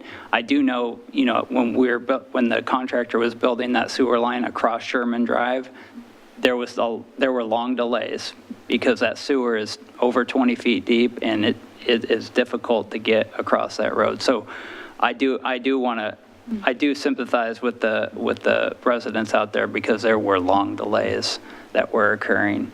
They are now past that area. So there was a all hands meeting last week with the flaggers and the project team, talking about the 5-minute delay and making sure the traffic control is tightened up, and so we can have those conversations with the flaggers like you talked about. Thank you. And just one thing that we can, I think, sometimes we have a question, as it described at the beginning of the meeting, that we don't have we need to look into back paperwork and everything to find the answer. Sounds like the answer that I don't know that we have right now is, what could we have done better or differently to avoid the landlocked situation? So if I'd like to, that might need more time to, what is the learning from that, basically? I think when you're at the mercy of somebody else completing a section of road in a part of the city that is going to be landlocked just based on the geography of this project, I don't know that there would be any alternative solutions other than perhaps more communication about what can you do to expedite the construction of Brisbane. And in this instance, I think there was a design issue involved with the street. I'm not an engineer either, but I've been tracking the communication, so it sounds like that might have set it back a little bit. So I think you try and learn from things that go wrong, and you try to correct them for the future. I think in this instance, I'm not sure there's anything that we can glean from that. It sounds... If it was our project and we were building that road, then that would probably be a different discussion. But this is the school district building a new school, and there's 2 sections of this roadway. Well, I think we can probably learn something to take more steps to avoid avoid that in the future. And there was something mentioned, though, in one of there are a lot of different properties being developed out there. So there was an elevation change to the street that now has to be addressed that I think you mentioned in part of your correspondence. Okay. I think another concern or question has to do with the design of the road and what improvements will be made to Sherman Street, if I caught that correctly. Is that correct, ma'am? Okay. Do you have that information, or is that something? Yeah, we can share that, the design plans for that. Okay, so we will send that out to everybody who was here tonight, and we'll also share that with council. And then the last issue that I heard, and if, again, let me know, the last issue I heard is about pickup and drop off for kids, and if I'm not mistaken, that was a decision that was made during the submittal process for the design review, and that the DRB made that decision, and so that's correct, yeah. And I don't have the background on that, as to why they chose to do that, but we certainly have volumes of public testimony and staff reports and stuff like that that we can go through, and we'll try and get that information out as well. And I think that's the last concern that I heard. And as we continue to, get that information and learn more, I think I would just like to confirm that we want to keep looking for ways to improve this. And one thing that I think might have been in your communications to get us through to when Brisbane is open, which is the next big step. Andrew, could you give us one comprehensive description of why Brisbane, the reason that we heard from Zach, I guess, a little bit about the fact that you have private property that you would have to acquire and transact and so forth in order to build another road. What I wonder if you could talk about a little bit is if that were done, if that particular road could be done, you talked to me a little bit about the construction requirements of doing that and the timeline of doing that, because I know when you stand there and look at it, obviously it looks like, hey, let's just drive through here. But can you just do a little comprehensive overview of that one more time for me, please? Absolutely. I did talk with Remo this afternoon. And on Friday, we exchanged a bunch of emails.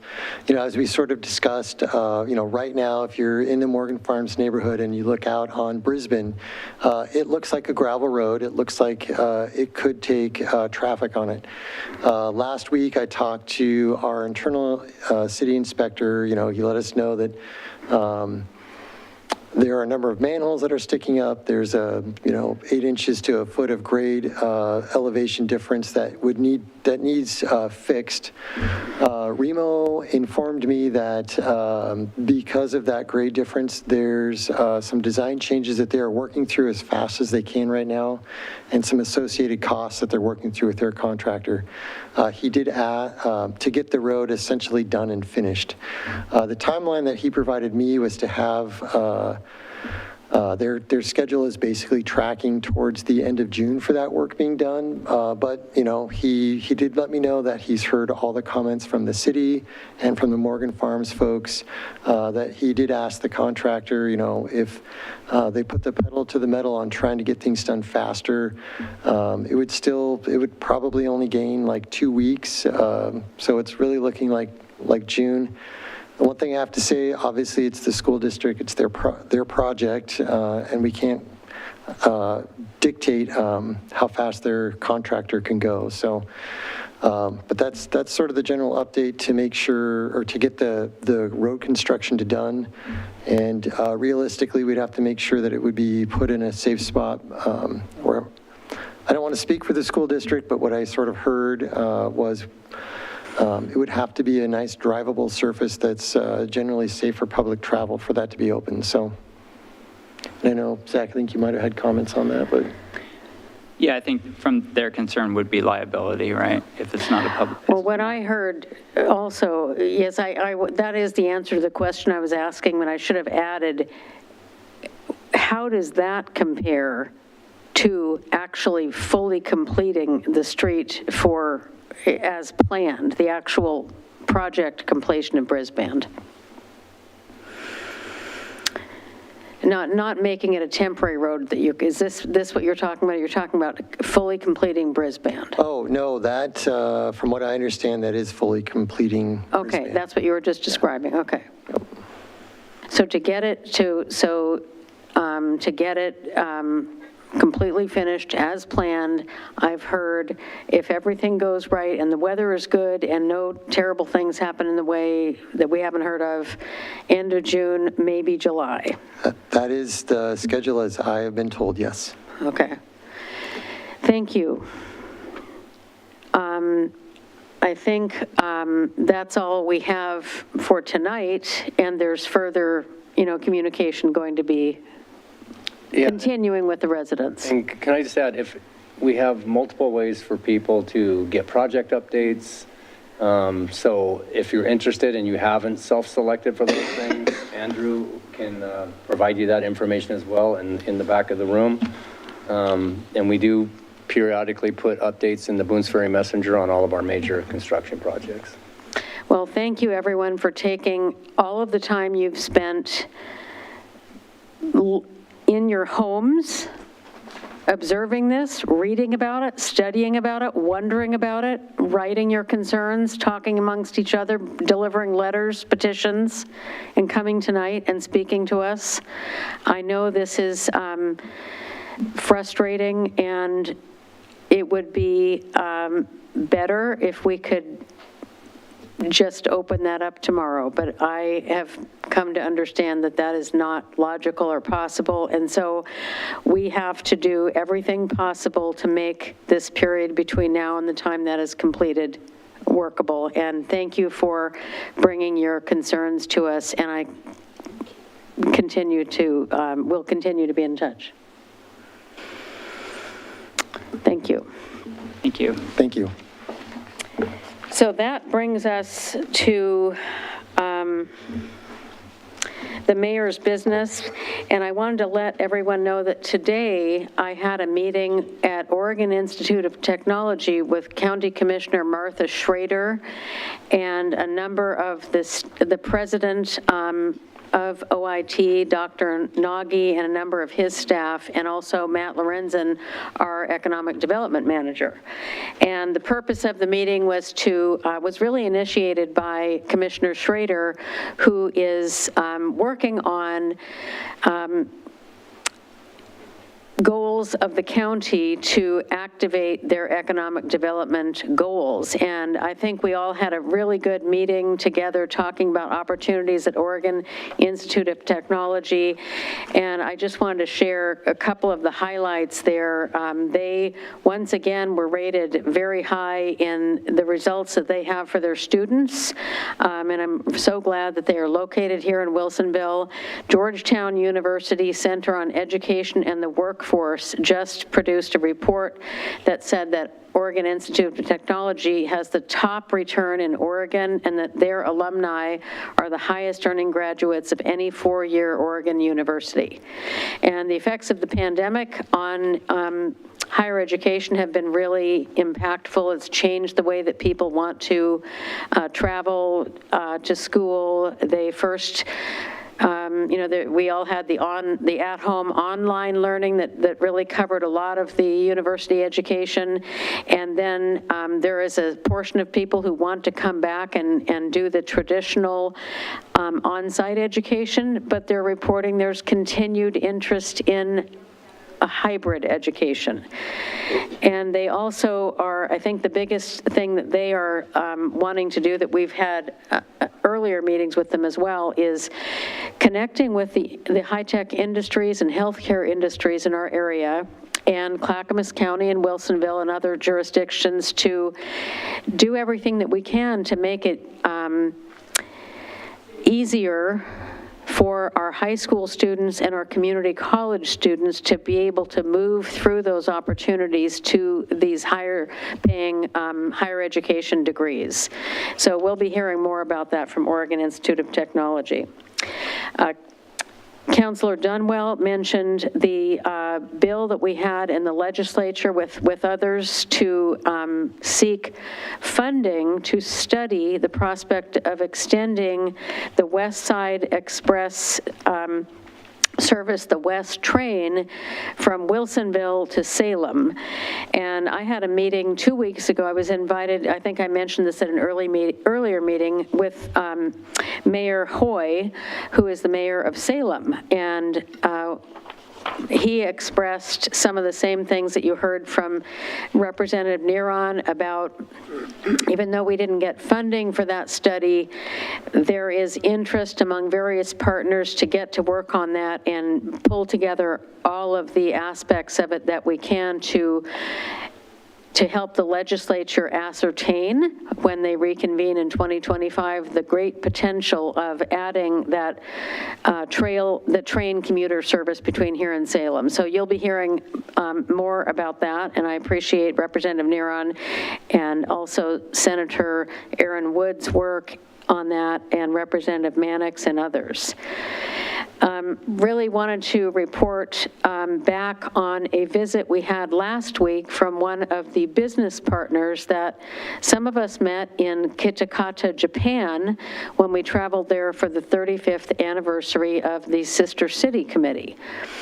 The mayor of Kitakata introduced us to a very long-term and global ramen company, and they have a couple of restaurants in Europe, they have many restaurants in Japan, and they have 7 of them in California. And I think it was just about 3 weeks after we returned that 4 of the principals of that company came to Wilsonville for a day.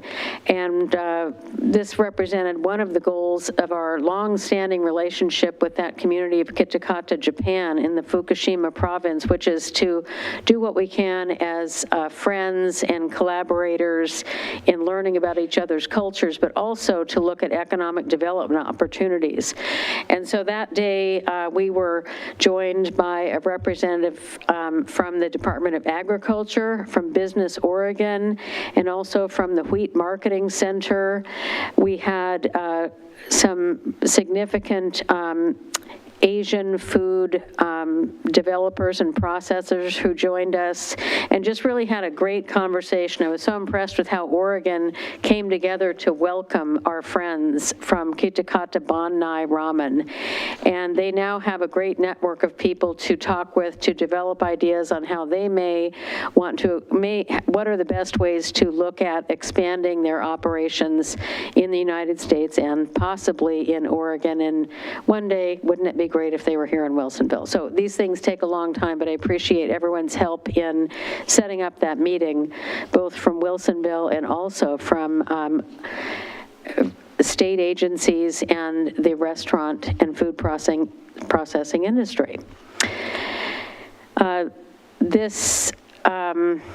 Last week, I went to a meeting of the Clackamas County Coordinating Committee. This is called the C4 committees. The council and I are trying to not use acronyms, so I'm describing what that is. This is when the mayors or city councilors from each of the cities in Clackamas County meet. We meet once a month and coordinate on efforts we're doing singularly or together to get better results.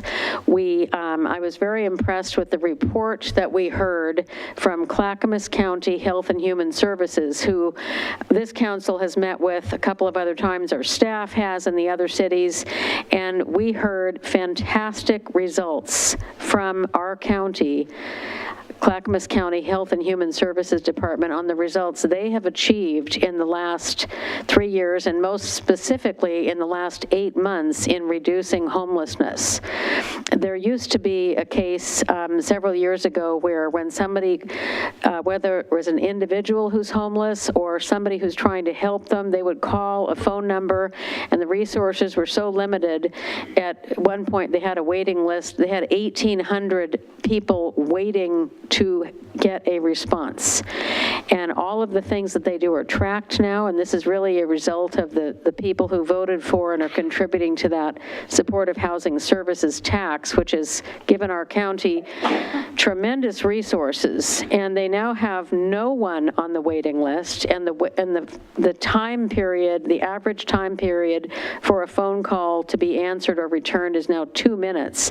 But even more importantly, they are building and establishing housing for people. And I just want to transmit for today that most of the news that we hear is pretty concerning news, and it's just the way the news cycle works, that we hear bad news. But I'm looking forward to scheduling a presentation in the next month or so where we can show the video of this presentation that Clackamas County shared, because it's just what we wanted in Wilsonville.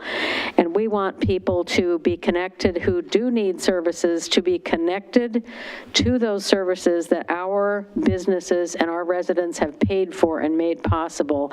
And we've seen how they help people succeed. Also, attended the Western Economic Alliance Policy Conference last week, which was in Hillsborough.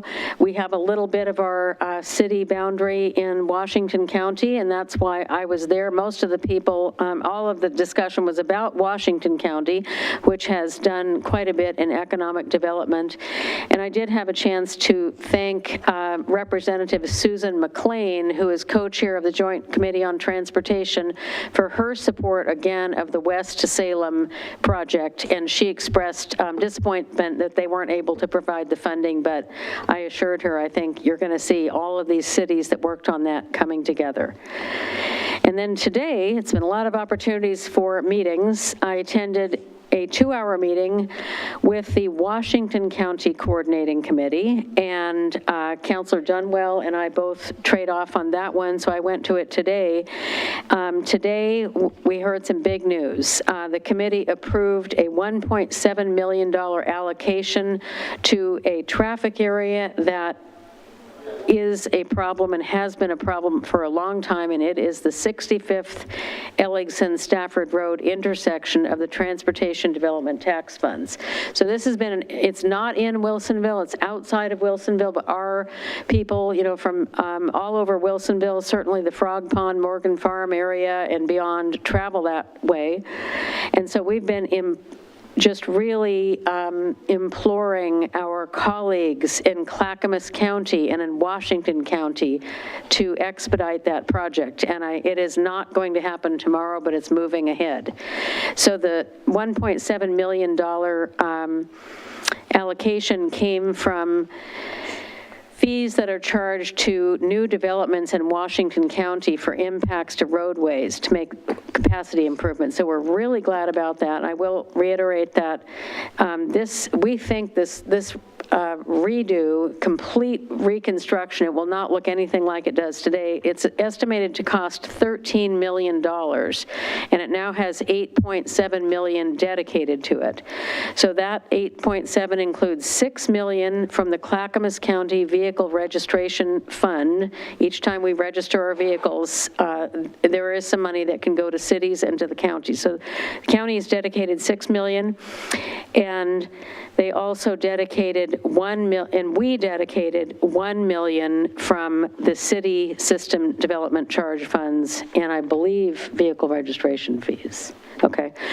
The same committee, today we also talked about the trip that a few of us are taking to Washington, D.C., which is an annual trip to work on securing federal funds to support some of these really expensive projects like that. And it's called the Joint Policy Committee on Transportation Annual Lobbying Trip. And I will be going with our staff, 2 of our staff, to in May, and with some of the other cities to work on our shared priorities, and that's one example. Our smart transportation service will be part of our trip. Dwight Brashear will be there, and he will be advocating for a number of important projects, including a $22 million grant request we have for the I-5 bike ped bridge, which has been a project that we've been talking about for a long time and have partially funded, which would enable us to have pedestrian and bike access from the west side of Wilsonville over to the town center area. It would connect the Wilsonville Transit Center to Town Center, as well as that $22 million is also including that request, includes more money for the 65th Elligson Stafford Road intersection. I need to look for, I wanted to, before I close out, note some of the items on our cultural calendar for Wilsonville. And we have a diversity, equity, and inclusion committee of Wilsonville residents who have worked on this and have proposed holidays and events and cultural, significant cultural dates that should be recognized, and the council approved that list last January. And in March, this is the month when Ramadan begins. It's also Women's History Month. On the 8th, we celebrated Holi, and Iranian New Year and Persian New Year, Nowruz. I'm sorry, I'm not pronouncing that correctly, probably. Cesar Chavez Day is March 31st, and also on March 31st is that we are recognizing the International Transgender Day of Visibility. And so we will talk about the months in April at our next meeting. We also have the Wilsonville Egg Hunt scheduled. That's a project of the Parks and Recreation Department for Saturday, March 30th at 10 a.m. at the Lower Memorial Park ball fields.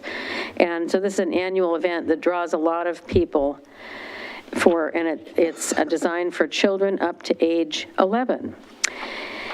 So the last item is just to announce that our next city council meeting is scheduled for April 1st at 7 p.m.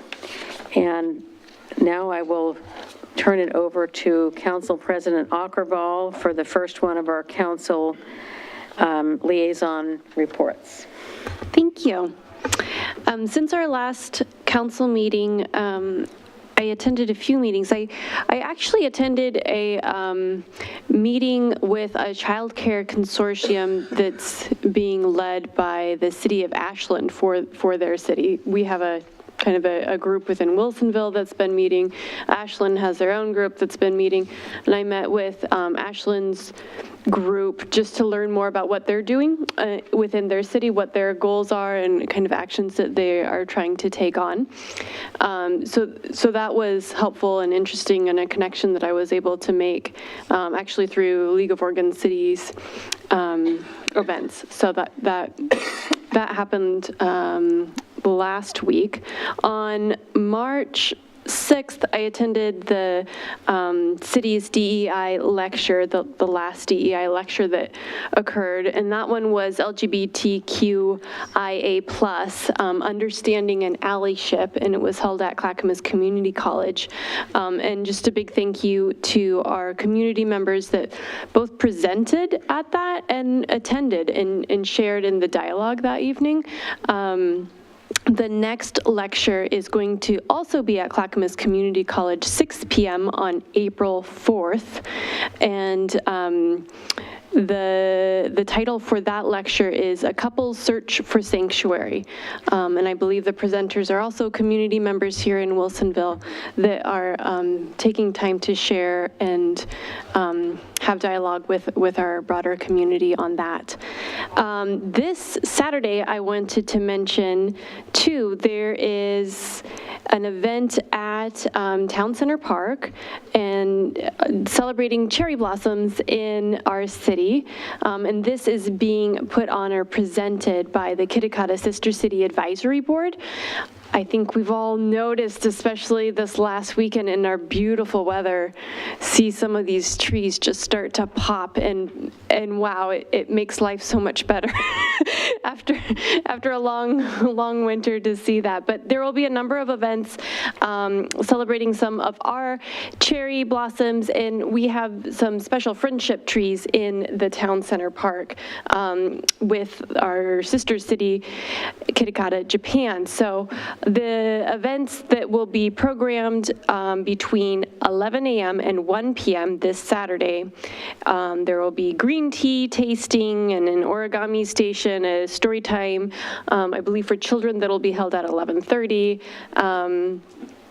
Some information about our Sister City Advisory Committee, so it's a great time to go and find out more about what future involvement could be too with that group. So, and that's it for me tonight. Thank you. Thank you, Councilor Linville. I'll do my best to talk here. Since our last meeting, I attended on March 6th the Opioid Settlement Board meeting, and the consultant that's working with the board is really trying to get the board members to identify specific strategies to attach funding to. And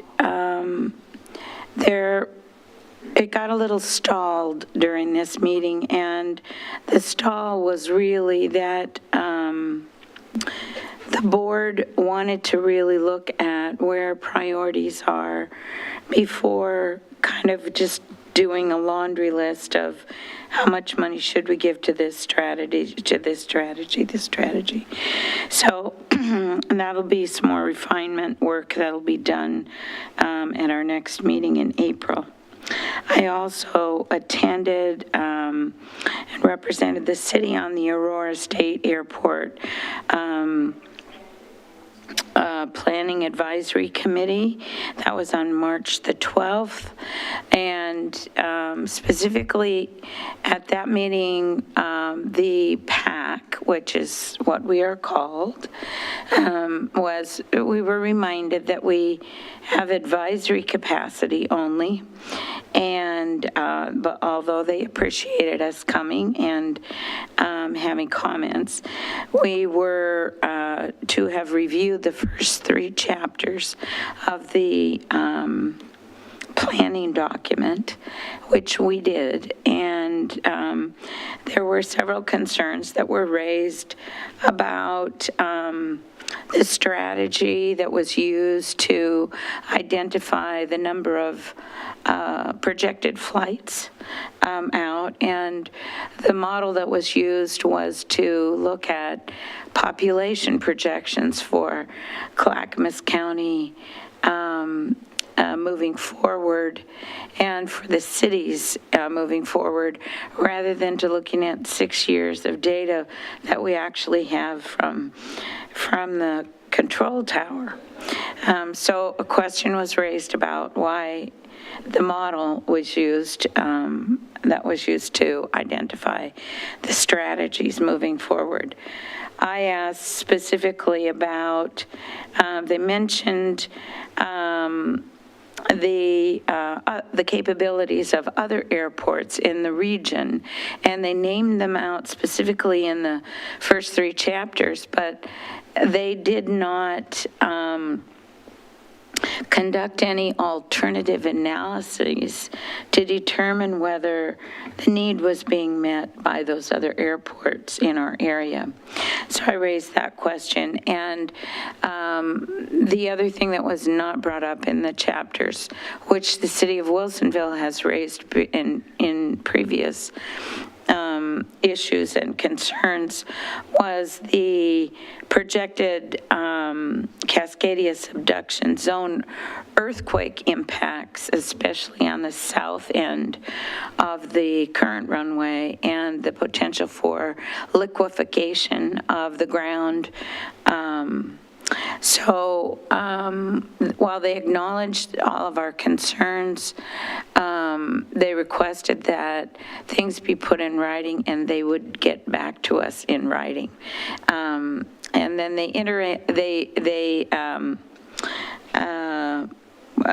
planning group emphasized that the first 3 chapters are not in stone at this point, but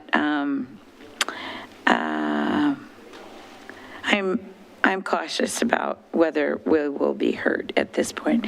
So I still encourage the city to continue to put letters of concern forward to ODAV on the master planning project. I think the city will have more impact than the PAC will. Thank you. And then tomorrow night, I will be attending the Metro Community Enhancement meeting. We will make a determination about which projects we will forward to the City Council to be funded in this next round. We were able to hear all of the presentations at our last meeting, but we were not able to discuss recommendations, so that will be done tomorrow night. And that's my report. Thank you. We've kept you going to meetings and talking and not giving your voice a rest. So. The rest doesn't seem to make a difference. Okay. And Councilor Berry. Thank you. So on Wednesday, March 6th, I also attended the DEI speaker series, and Erica Pham was the chair of that committee, and she did a really outstanding discussion of good information about gender and sexual orientation, and great information and good illustrations, and then discussion with the audience. It was really pleased that I was able to attend. Then tomorrow night, I'll also be attending the Community Enhancement Committee meeting, where we're going to talk about the proposed projects and do our evaluation for awarding the money. And then Wednesday morning, I'll attend the Clackamas County City's C4 subcommittee meeting. That's it. Thank you, Councilor Berry. And Councilor Dunwell. Thank you, Mayor. Today I attended the Willamette Falls and Landing Heritage Area Committee, and I was excited to note that we are really, the committee is really starting to make forward movement on the presenting for bill for federal legislation in the House of Representatives. So it had gone quiet for a while, and there had been other conversations that were taking precedent, but it has now come to the top of the list of the priorities. Could you give a brief overview of what that is trying to be achieved, Councilor Dunwell? Absolutely. So the Willamette Falls and Landing Heritage Area is it's an over 50-mile stretch of the Willamette River, and it actually starts at the falls and then moves up all the way up to the landing at Champouie. And what's so exciting about that is that it knits together all of the tribes that were fishing that area and were visiting that area, plus all of the settlers that developed that area going forward. And by taking this this very special place and bringing in federal legislation as opposed to just a state, it allows us the ability at Wilsonville to really acknowledge the fact that we were a very special part of that area, and that everything from the falls on up was a major area of commerce by river, and that it is an extremely important part of the history of this state, that because we become all of these little cities and small towns along the river, this connects us and braids us all together into something really special. How does it benefit us? It benefits us with tourism. with that federal designation as it moves forward. It will likely not be put in front of the House this current session, but they will continue to look for advocates as we move forward and really try to get this legislation. It will likely settle within an omnibus bill, and that may be 2025 and it may be 2026. But the momentum is going forward again, and it's really exciting for all of us in Oregon. So it's greater than just Wilsonville, but the we're also working together a little bit separately, but it does matter down the road, as they have taken one of the prior city halls in the Oregon City West Lynn area, and they're remodeling and that will be the Heritage Center. And so they're actually working with the Wilsonville Historical Society right now on making sure that they have photos and understanding some of how that history in Wilsonville and Oregon City. I'm involved with some of the mayors and some of the other representatives of some of those towns up and down the river that will be impacted by this. So very exciting. And then coming up on Wednesday, I will be attending the French Prairie Forum, and it will be our legislative update. So I get to also hear a little bit more information and sharing regarding the most recent legislative session. And just as a reminder to anyone that the French Prairie Forum is not just representatives from Wilsonville. It includes Donald, Canby, all the way up and down Hubbard, a lot of those areas that are all tied to the Mid-Valley area, and some of the concerns and opportunities that we all share together. Thank you. Boy, lots going on. That brings us to our consent agenda. If the city attorney would please read it. Minutes of the March 4, 2024 City Council meeting. The consent agenda has been read. Is there a motion to approve? I'll move to approve the consent agenda as read. Is there a second? A second. Any discussion? We don't usually have that on a consent agenda. All in favor say aye. Aye. Aye. Motion passes 5-0. And that brings us to nearly the end of our agenda under continuing business, ordinance number 889 on second reading. Would the city attorney please read the title? This is the second reading of ordinance number 889, an ordinance of the city of Wilsonville amending the text of the development code to make minor modifications to the Coffee Creek Industrial Design Overlay District standards. Thank you. I call to order the Wilsonville City Council second reading on ordinance number 889 as has been read. Does any member of the council have any questions for staff or city attorney on ordinance number 889? No. Hearing no further questions, and I want to add that we've spent considerable time talking about this and reviewing it at the first hearing. Do I have a motion on ordinance number 889? I move to adopt ordinance number 889 on second reading. Do I have a second on that motion? A second. It has been moved by Councilor Berry and seconded by Councilor Dunwell that we enact ordinance number 889. Is there any discussion? Nope.